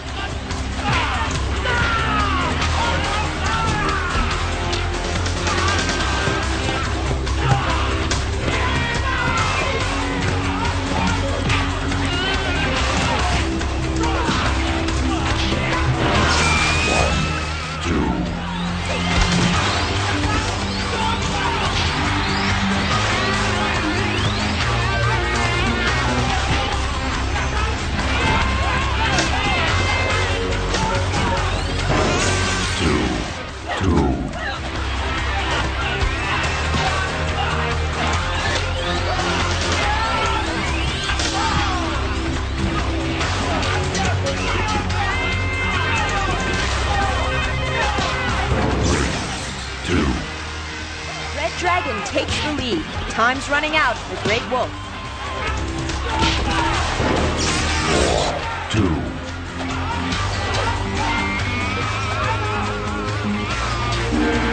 That's it. Chris Casamassa wins easily by a score of 4-2. It seemed that Great Wolf was distracted during the match and was no match for Red Dragon. Hey, look, Johnny, Jamie's still really shaken up over all this. Yeah? Well, so am I. Wait a minute, man. You want to sacrifice a great friendship over one mistake? Friendship? Friends honor their word to each other and don't break promises. Honor. Remember? One of the points of the Dragon Star, Keem. Hey, but what about forgiveness? What about it? I hope one day Jamie forgives you for the way you're acting.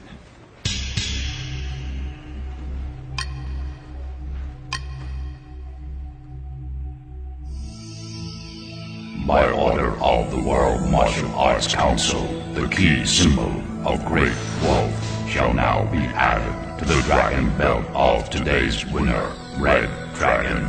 Both athletes represent the martial arts discipline karate. Here now, the ceremony of the dragon belt.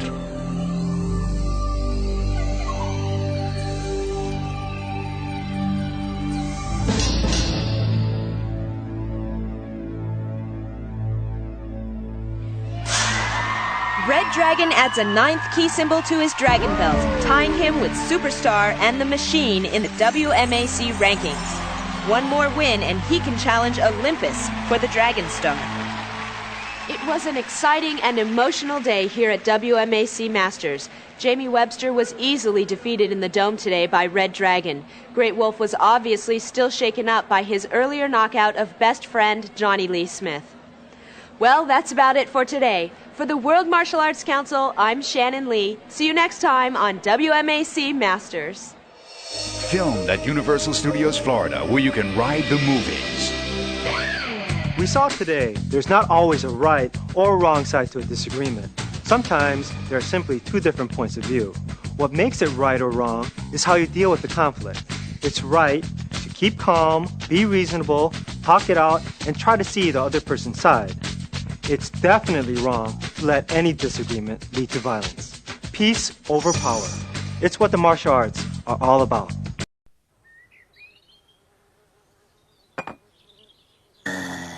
Goody two-shoes. Betty by Bo's time again. Good night, honey. Mwah. Sweet dreams, dear.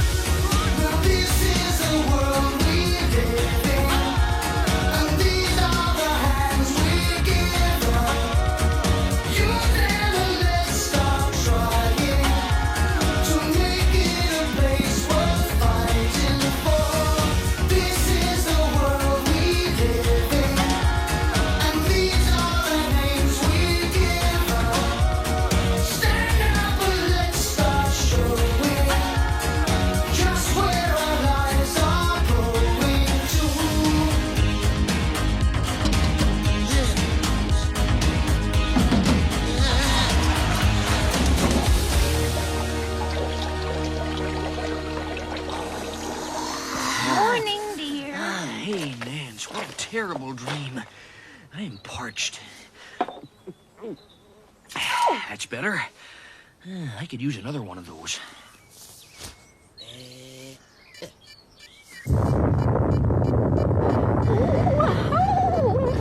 That's one heck of a nurse.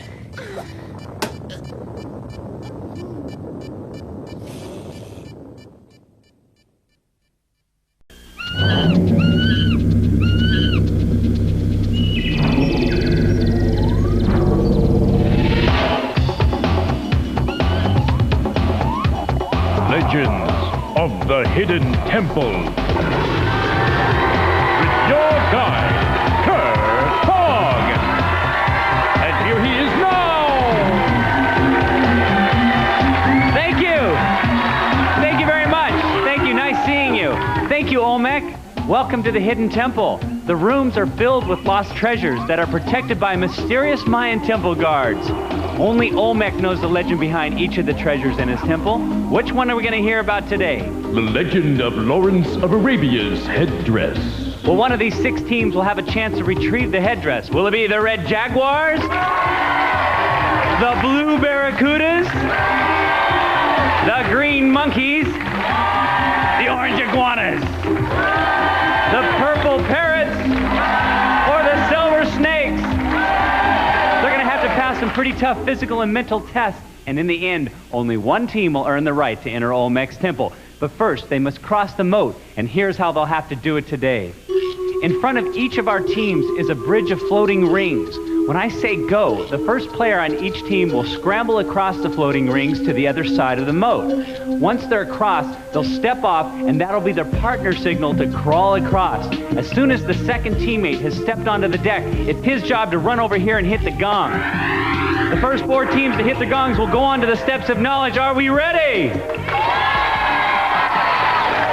Are you ready, Olmec? Let's rock. On your mark. Get set. Go! You want to... Oh! Nice dive right into the floating ring. And now they're having to go across army style to the other side. Orange Iguanas first, followed by the Green Monkeys and the Purple Parrots. Here come the Blue Barracudas and Red Jaguars with the Orange Iguanas and the Green Monkeys. Whoa, here comes the Green Monkeys. Nice crawl. He's going to be first. I think we've got our second one coming out, the Orange Iguanas. We're still waiting for 3 more teams. We've got the Orange Iguanas, and we've got another, number 3, number 4. That's it. We've got our teams. What a close match. And it is the Red Jaguars, the Green Monkeys, the Orange Iguanas, and the Silver Snakes. The Blue Barracudas and the Purple Parrots did a great job. Close match. You're not going to go away empty-handed. Here's what we've got for you. A savings bond from Hershey. Hershey syrup or chocolate milk mix for rich, really chocolatey chocolate milk, or strawberry syrup for strawberry-flavored milk. Great taste from Hershey. As we continue our quest, it's now time for Olmec to tell us about the legend of Lawrence of Arabia's headdress. But pay attention, because your knowledge of the legend can bring you a step closer to the temple. Long ago, an Englishman went to Egypt to study archaeology. That quiet student of lost civilizations eventually became the great war hero, Lawrence of Arabia. During World War I, he dressed up like an Arab and fought behind enemy lines. Legend has it, though, that dressing up like an Arab wasn't all his idea. One day, he and Hassim, his faithful Arab servant, saddled up their camels for a day trip to a nearby oasis. Halfway there, a sudden sandstorm came up, and they lost their way. When the dust settled, they were face to face with enemy troops. Relax, boss, said Hassim. He whipped out a tablecloth from his saddle pack and threw it over Lawrence's head like a traditional Arab headdress. Keep your head down and nod a lot. The soldiers didn't suspect a thing and let them go. Lawrence loved his new headgear so much that he wore it for the rest of the war. Your quest is to find the headdress of Lawrence of Arabia in the temple and bring it back here. Thank you, Olmec. So where's the headdress? The headdress can be found in the treacherous holes of Python. All right, teams, you're now standing on the steps of knowledge. In a minute, Olmec will ask you a question. If you think you know the answer, stomp down on the ancient marking in front of you. If you're first, your step will light up. Go ahead, stomp on it. A Silver Snakes, you rang in first, and if you were correct, you'd move down to the next level. If you were wrong or you ran out of time, I'd give the other teams a chance to answer. The first 2 teams to make it to the bottom level will be 1 step closer to Olmec's temple. All right, let's get started. Olmec, first question. Was Lawrence an Englishman, Frenchman, or Arab? Green Monkeys. Englishman. That is correct. Step down. Nice job. Next question. Did Lawrence operate in Arabia during the Six-Day War, World War II, or World War I? Silver Snakes. World War I. That is correct. Okay, come on down. Next question. Lawrence of Arabia operated out of Cairo. Is Cairo in Libya, Iraq, or Egypt? Red Jaguar. Egypt. That is correct. Okay, come on down. This match is quickly heating up. Next question. Before the war, Lawrence studied ancient civilizations. Was he an anthropologist, an archaeologist, or an architect? Orange Iguanas. Archaeologist. That is correct. Okay, we've got a tie on the second step. Watch out, you don't want to break her foot there. Okay, next question. Were the Arabs that Lawrence led called Bedouins, Barbarians, or Basques? Red Jaguar. Barbarians. Incorrect. Time is up. The correct answer was Bedouins. All right, let's keep moving. Bedouins have no permanent homes. Are these people called Normans, nomads, or notaries? Red Jaguar. Nomads. That is correct. Okay, come on down. Red Jaguar's next correct response, and you're going to the Temple Games. Next question. Which of these animals do Bedouins use for transportation? Reindeer, llamas, or camels? Orange Iguanas. Camels. That is correct. Come on down. Orange Iguana's next correct response, and you go to the Temple Games. Next question. Does a camel store its water in its hump, its... Green Monkeys. That is correct. Oh, that's correct. Okay, the Green Monkeys, step down. Whoa, we've got a great match here. Next question. Is a one-humped camel a sedentary, a dromedary, or a confectionary? Dromedary. That is correct. Okay, we've got our first team. Let's go to the Temple Games. It's the Red Jaguars. Good job. We have one more spot. Next question. Lawrence and the Arabs captured Damascus. Today, is Damascus the capital of India, Syria, or Spain?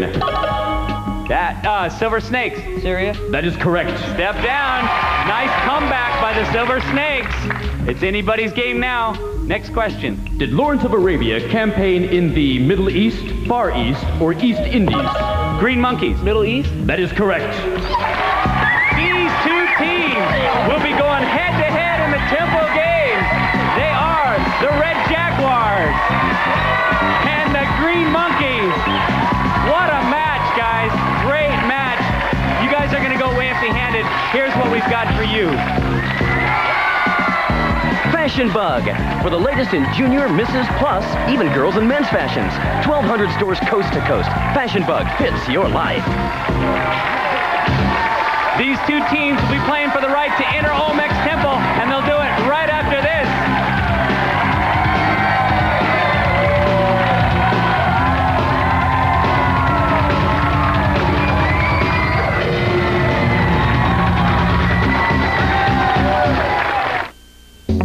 Don't go far, cause Legends of the Hidden Temple will continue right after this. Legends of the Hidden Temple.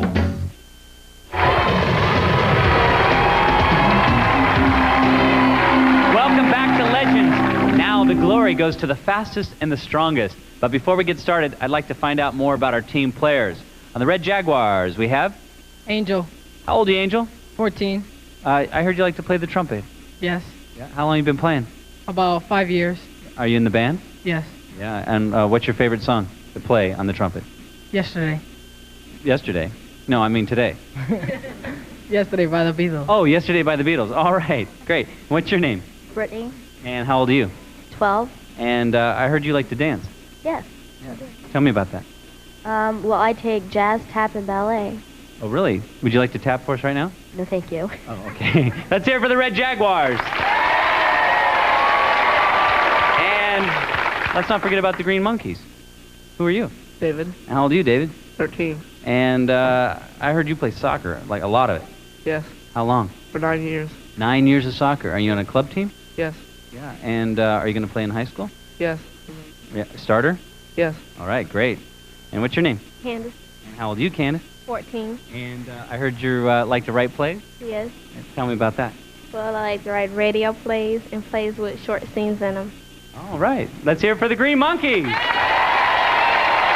Why don't you guys get ready for the next game, and I'll tell you what's going to happen here.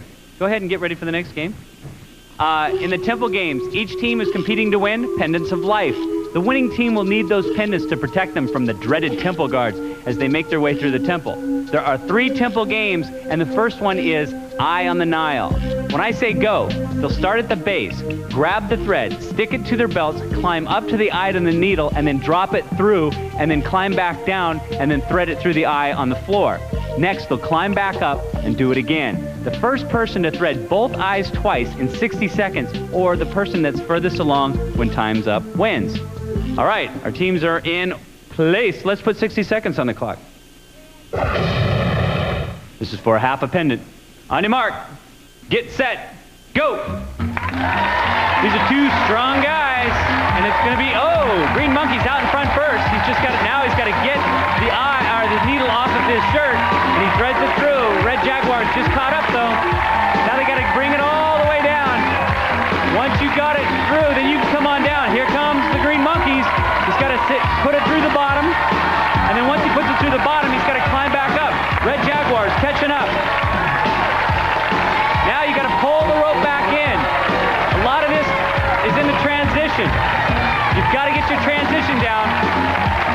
Keep pulling. They got to pull that rope through, and then when they know they've got enough, then they go back to the top. There's 18 seconds left. Okay, anytime you're ready. Here goes Green Monkeys up like a shot. Few seconds left. Red Jaguar lost his needle. All right, time's up. Let's check it out. Let's get these guys back down. All right, that's it. Nice try. Come on down. Easy does it. All right. Got these ropes on them so they won't fall here. You guys were furthest along when time was up. You get a half a pendant of life. Red Jaguars can catch up in the next game. Let's check it out.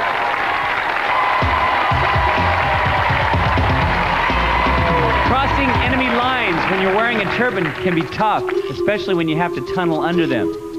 When I say go, one player from each team will burrow through this tunnel as quickly as they can, then grab the turban tail on the other side and put it on his head, and then come back through the tunnel.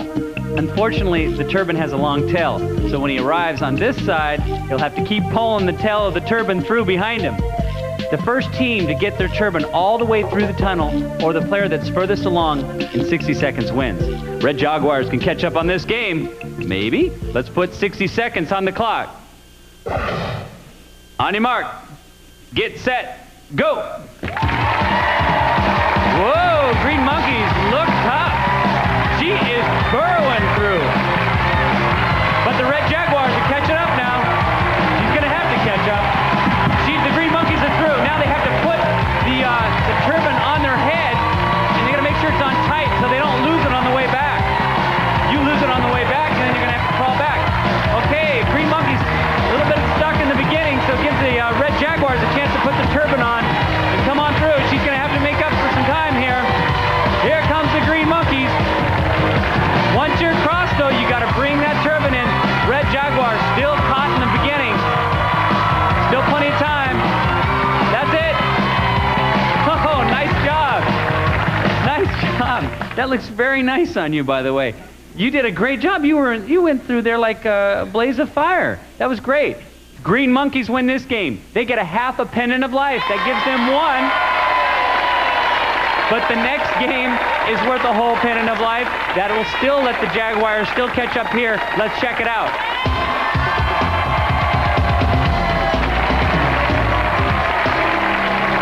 Lawrence of Arabia originally came to Egypt to study the pyramids. In this game, our players are going to recreate building of an old Egyptian pyramid.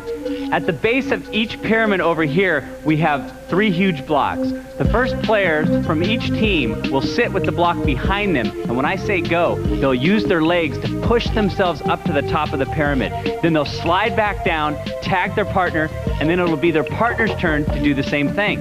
They'll keep going like that for 60 seconds. The first one to get all 3 blocks to the top of the pyramid, or the one that the team that's furthest along when time's up wins. Okay, let's set the clock for 60 seconds. On your mark, get set, go. You got to get your feet in the sides, and that makes it hard. It's hard to do it, but the Red Jaguars are doing great, and they know they need this game. If they, oh, Green Monkeys just went ahead. He's got the rhythm. Red Jaguar is going to have to catch up.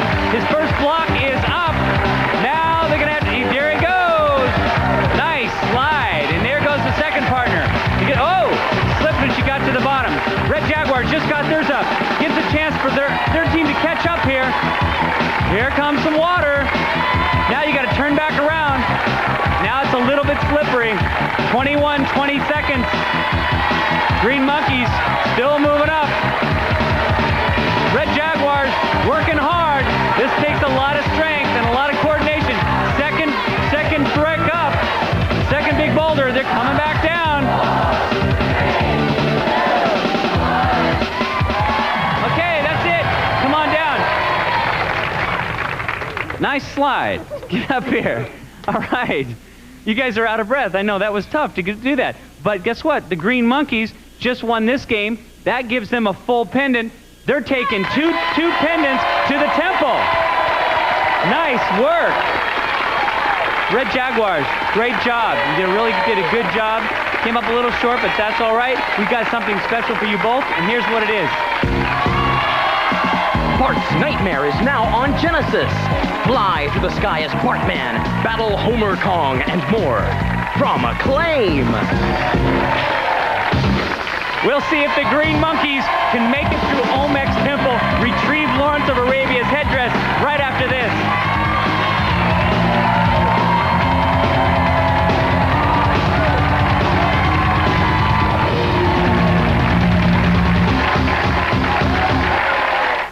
The quest continues with more Legends of the Hidden Temple after this. Now, back to the legendary action of Legends of the Hidden Temple.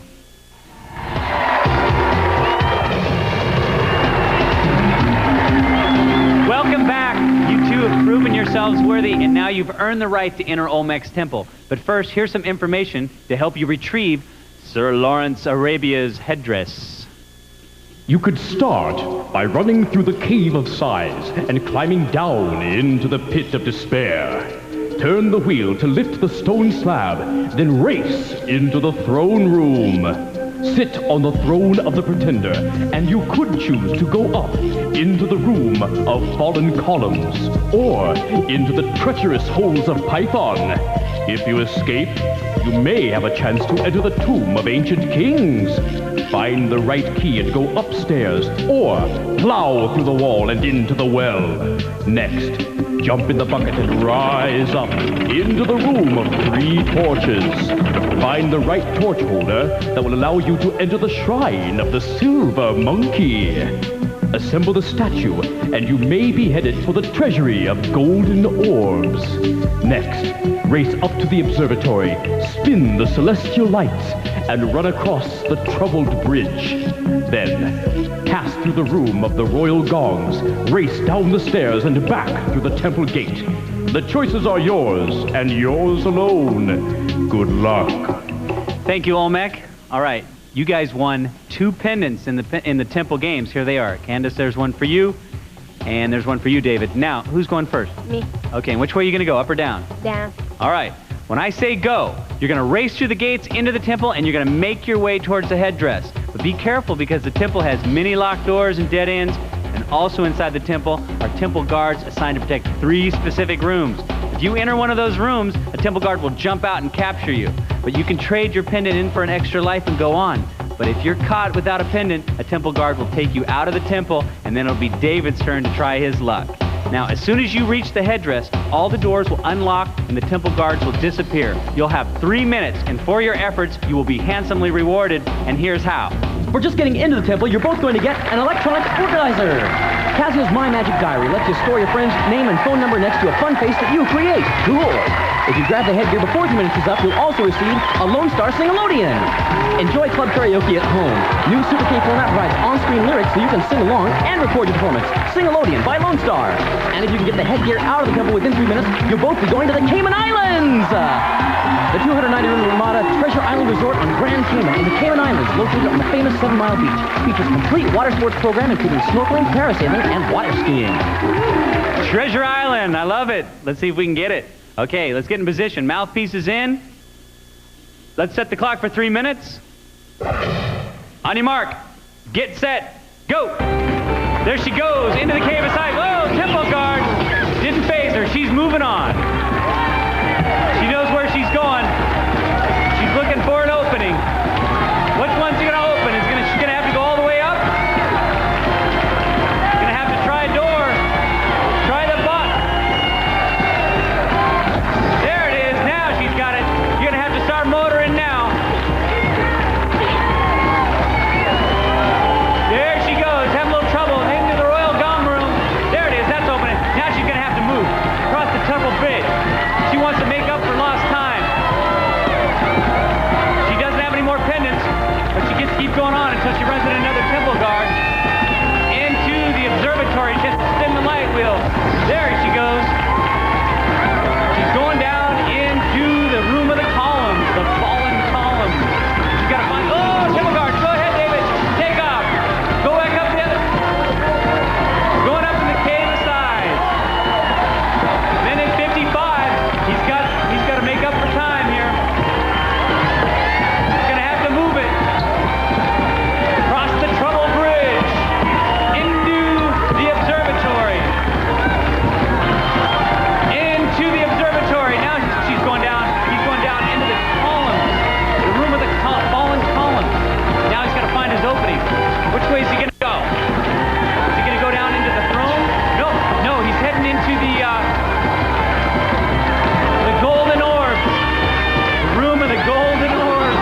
Oh, temple guard! But he's got another pendant, or he had the pendant, he turned it in. Now he's got to find his opening. Which one of the golden orbs will open it? He's got to find the right.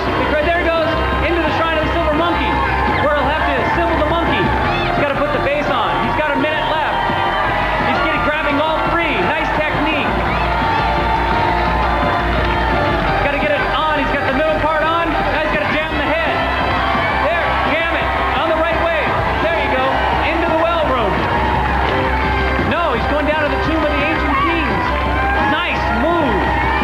40 seconds. He's got to find the key to open it. And if he can open the door, he's in the room. He is in the snake. The holes of the python. Now he's got to grab the headdress. Can he get to it? He's got it. He's got 27 seconds. Can he make it? He's got to swim. He's got to climb. It's going to take all of his strength. He knows he's got to do it. He's got 18 seconds. Into the wheel room. He's got to climb the wheel. He's got to climb that mountain. Then he's got to go to the cave aside. It's going to be close. He's got to move. He's got to go. Move it. Move it. 5, 4, 3, 2, 1. He got it. He got it. He did it. Time remaining. He did it. They did a great job. We gotta go. They got it all. Bye-bye. Legends contestants compete in Reebok athletic shoes because on Planet Reebok, there are no distractions.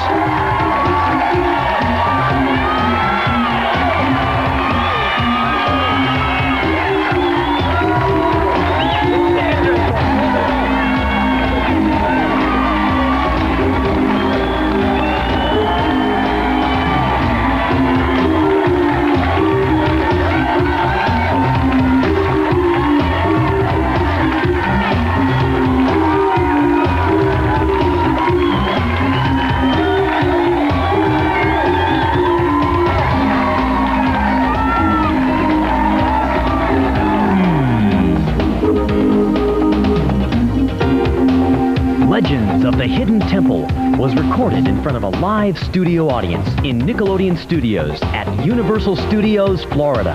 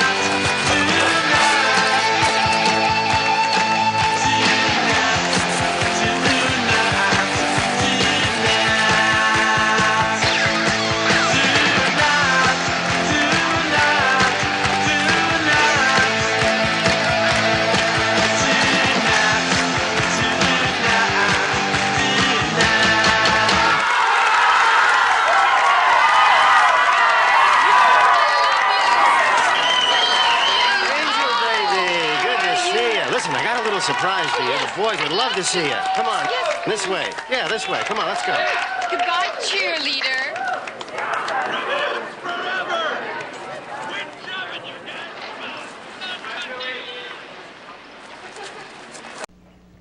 Behold, I show you a mystery. We shall not all sleep, but we shall all be changed. In a moment, in the twinkling of an eye, at the last trumpet. And now, let us bow our heads in a moment of silent prayer. Bannister's the one with the mourning band on his arm. I wonder what he meant about seeing him right after the funeral, or else it might be too late. We'll soon know.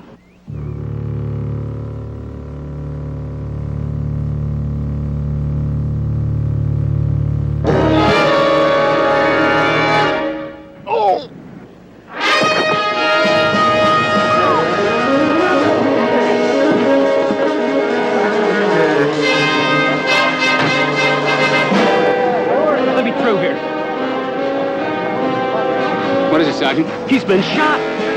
Shot? Another challenge for the Green Hornet. His aide, Cato, and their rolling arsenal, the Black Beauty. On police records, a wanted criminal, the Green Hornet is really Britt Reed, owner-publisher of the Daily Sentinel. His dual identity known only to his secretary and to the district attorney. And now, to protect the rights and lives of decent citizens, rides the Green Hornet.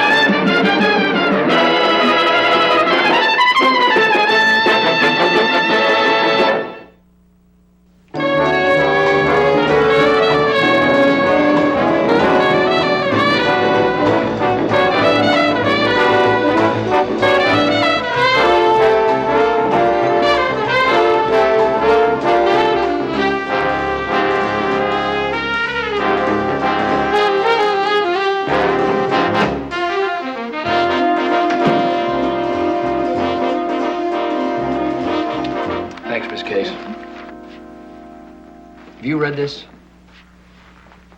Well, I glanced at the proofs. Is something wrong? Doesn't make sense. You mean the why? I mean the how. 20 people witnessed a shooting, including the district attorney. And not one of them heard a shot or saw a gun flash. Phone. It's Scanlon. Is the scrambler on? Yes. Yes, Frank. I have to see you, Britt. Something just came up on the Bannister case. Good. I've got the coroner's report here. The slug they took out of the victim is 17 caliber. 17? I never heard of such a gun. Nobody has up until now. How soon can you see me? Make it a half hour. I'll be there. Mike, Mr. Reed's busy. This is important. There's a dame on the phone, young Bannister's girlfriend. She says she knows who killed him. She's afraid she's next and wants to get out of town. She's on the phone now? Right now. For $2,000, she'll tell us her story. Transfer the call from Mr. Axford's line. Make the deal. Hello, Miss Cameron. You've got a deal. Meet me here at the office. Yeah, maybe you're right. Make it 11 tonight. We put the paper to bed at 10:30, then everyone leaves. I'll be here with the dough. Go down to the cashier and draw $2,000. Now, this is more like it. Just like the old days when I lived in the same building with you and your father. Your pa, rest his soul, was running things. I remember once we paid $5,000 to an axe murderer. Oh, okay, Mike. I'll get him out.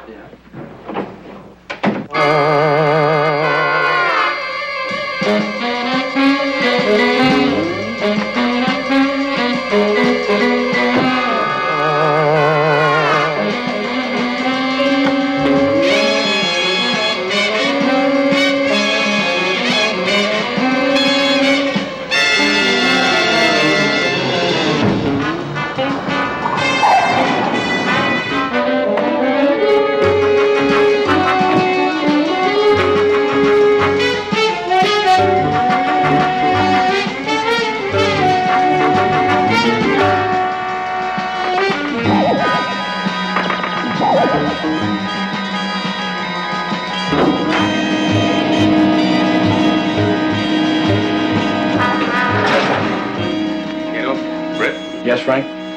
Ballistics has come up with something more on that gun. During World War II, the OSS had a silent and flashless gun invented for use behind enemy lines. And this must be one of them. Well, that was my first reaction. But I checked further and learned that the OSS guns were all 22 caliber and they're all accounted for. But there's one thing that ties in tight. James Bannister, Dave's father, was a retired gunsmith. I've got something that ties in even tighter. Dave Bannister's girlfriend is ready to talk.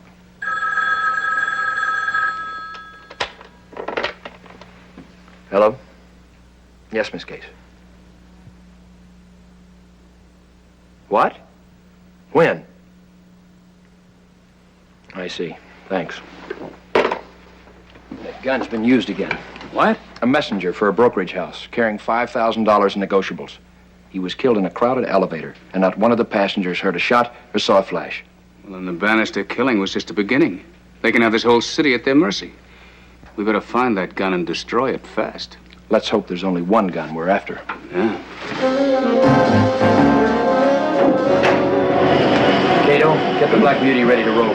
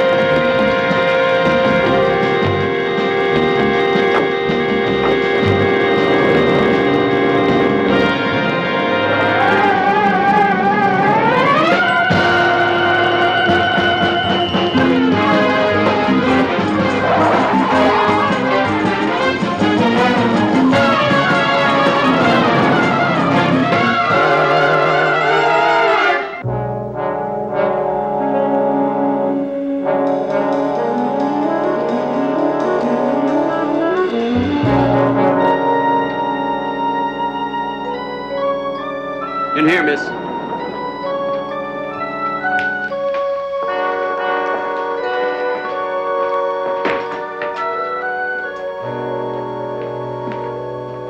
Mike Axford, The same. you got the money? Right here. 2,000 good ones. Talk now, pay later. What? The Green Hornet. What do you think?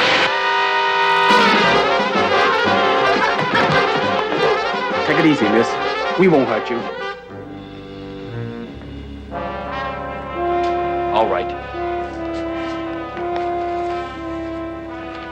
There's $4,000 in there. For what? That's twice as much as your deal with the Daily Sentinel. Who killed Dave Bannister? How'd you know about that? I know about a lot of things. Why do you want to know who killed Dave? I want the gun. It's that simple. Who has it? I'm telling you would be putting it in worse hands than it's in now. Come on now. If you were clean, you'd go to the police, not the Daily Sentinel. That money means my life. I've got to get away. Tell me who has the gun and your life is guaranteed. By me. You'll do that? I will. You have my word. And this. Well? Joe Renner. He killed Dave. You know him? He works for Al Trump. A cheap hood. With his fixed fights and his rowing crap games. Why was Bannister mixed up with him? It was my fault. I insisted we have $2,000 in the bank before we were married. We were both working. We were putting away a little money each week. Oh, but it was too little and too slow for Dave. So he tried to make it grow with 7s and 11s.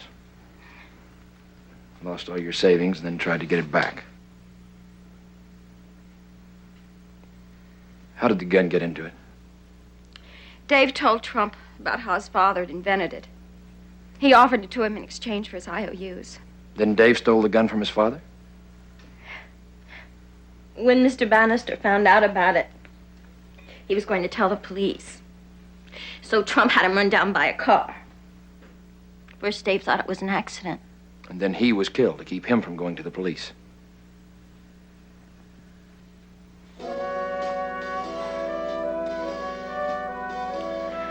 Where do I find Renner? He lives in the Argyle Arms on 10th Street. Apartment 609.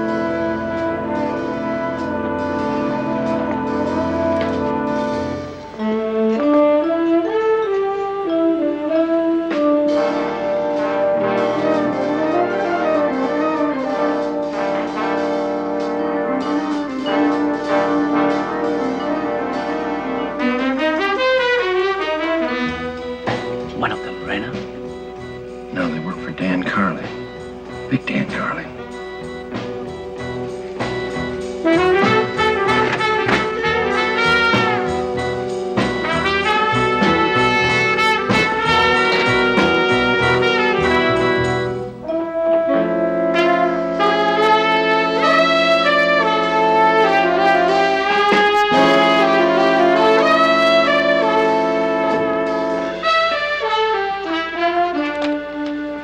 Look.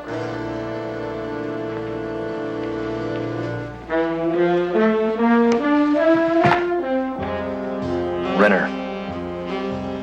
Dead. You know what this means, Cato? Dan Carley knows about the gun. If they've got it, Carley will have this town in his hip pocket. All right, you guys, hold it right where you are. Al. Oh, that's the Green Hornet. And they've killed Renner. Al Trump? Hi. Now get your hands up. I never thought I'd blow the whistle on anyone, but, Owen? Call the fuzz. Tell him Al Trump just got the Green Hornet.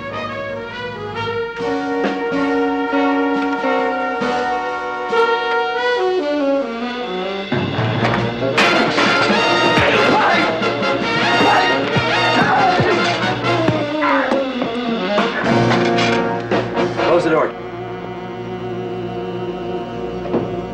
I assume you didn't see Carley's two hoods leaving as you came in.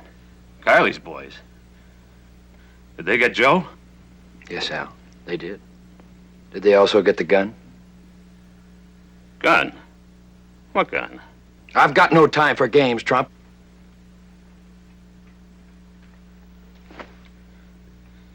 Okay. Okay! What do you want to know? Was the gun here? Did Carly's boys get it? I got it stashed. I want it. So do a lot of people. Including Carly. And he's gonna kill until he gets it. Carly doesn't scare me. He didn't scare Benny Roberts. Dead. Or Legs Carson. Dead. Or Smiley Benson. Dead. Is that enough of a list for you, Trump? Or would you like more? What do you expect me to do? Give him the gun? That would be the easiest and the safest. Or you could do it my way. Which is? Let me negotiate with Carly for you. Yeah, but I got plans. So did Legs and Benny. Okay. Do we have a deal? What's your cut? Half. That's highway robbery. Another highway might lead right to the cemetery, Trump. We got a deal. Move 4,000 units this weekend. I said 4,000. I meant 4,000.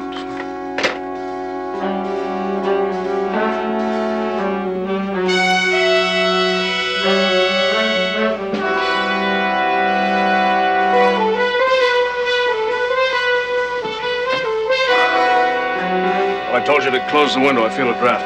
Already did, Chief. Doesn't feel it to me.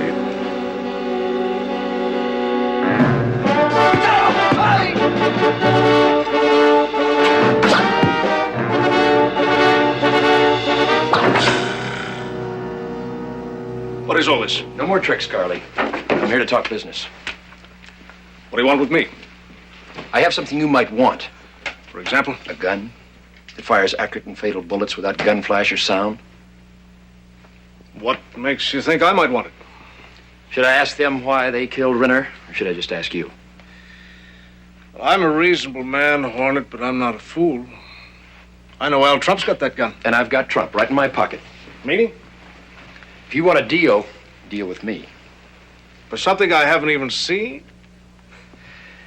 For all I know, that gun may be nothing but a rumor. Is a rumor worth killing for? Getting it for nothing is one thing, Hornet. But to pay for it, I'm still a businessman. Suppose I set up a demonstration. Just the three of us, Trump, you, and me. Open and above board. And I'm to trust you. I'm willing to trust you. I kill, Hornet. I don't lie. That's something I have to find out. True. Then I'll hear from you. You'll hear from me.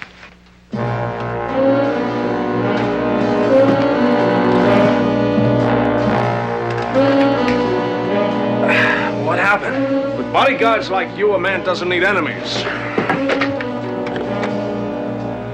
Give me Al Trump.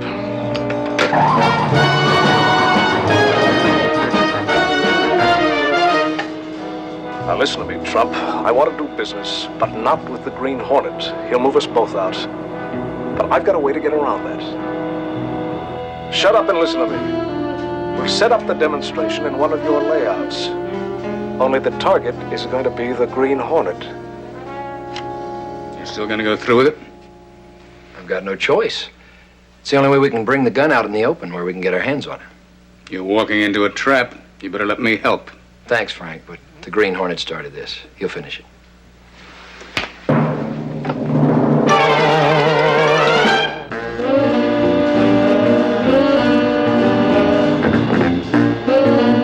Hey, Hornet. You haven't got any surprises planned for us, have you? No. Why? Have you?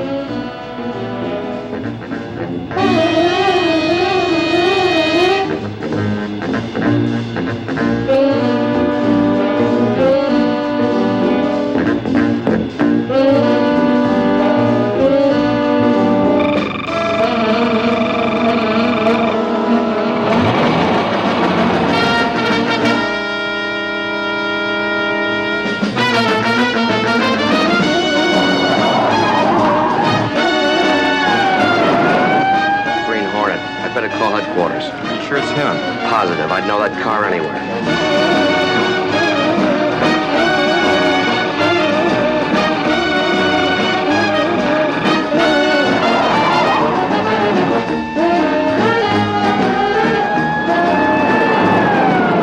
Code 12. The Green Hornet traveling south on Wilmington.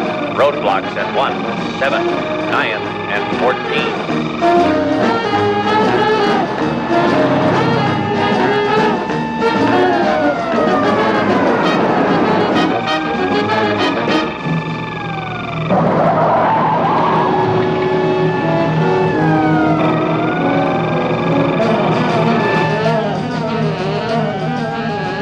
We lost him.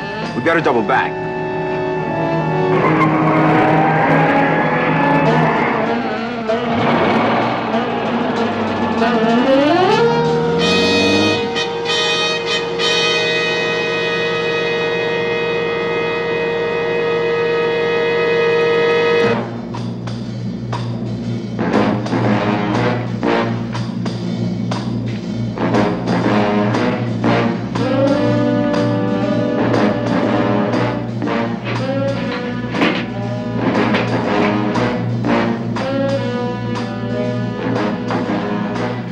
Let me see that. Sure, Mr. Kirby. It isn't loaded yet.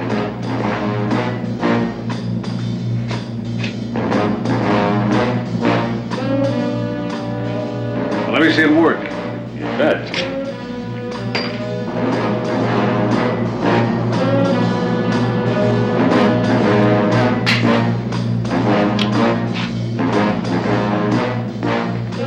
Why don't you take a shot at the wall?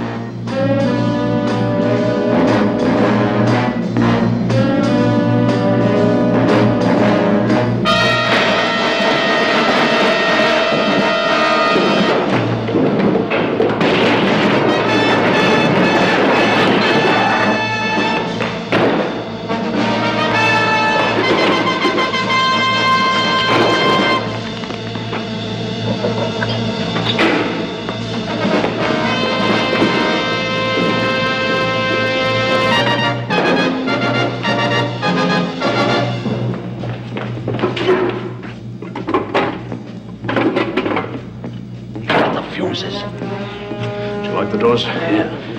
You can't get out.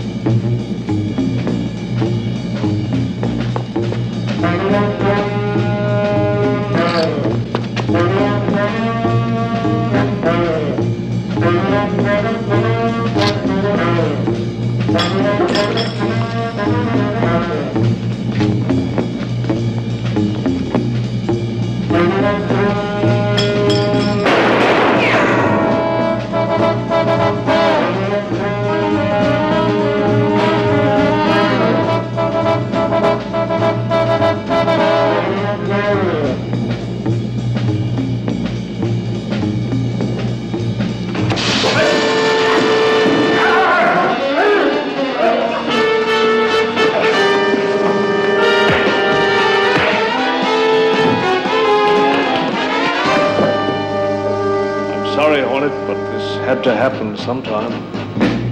You and I have been on a collision course for years. Two brilliant men. There's room for only one. True. Sad, but true. I wish I didn't have to use this.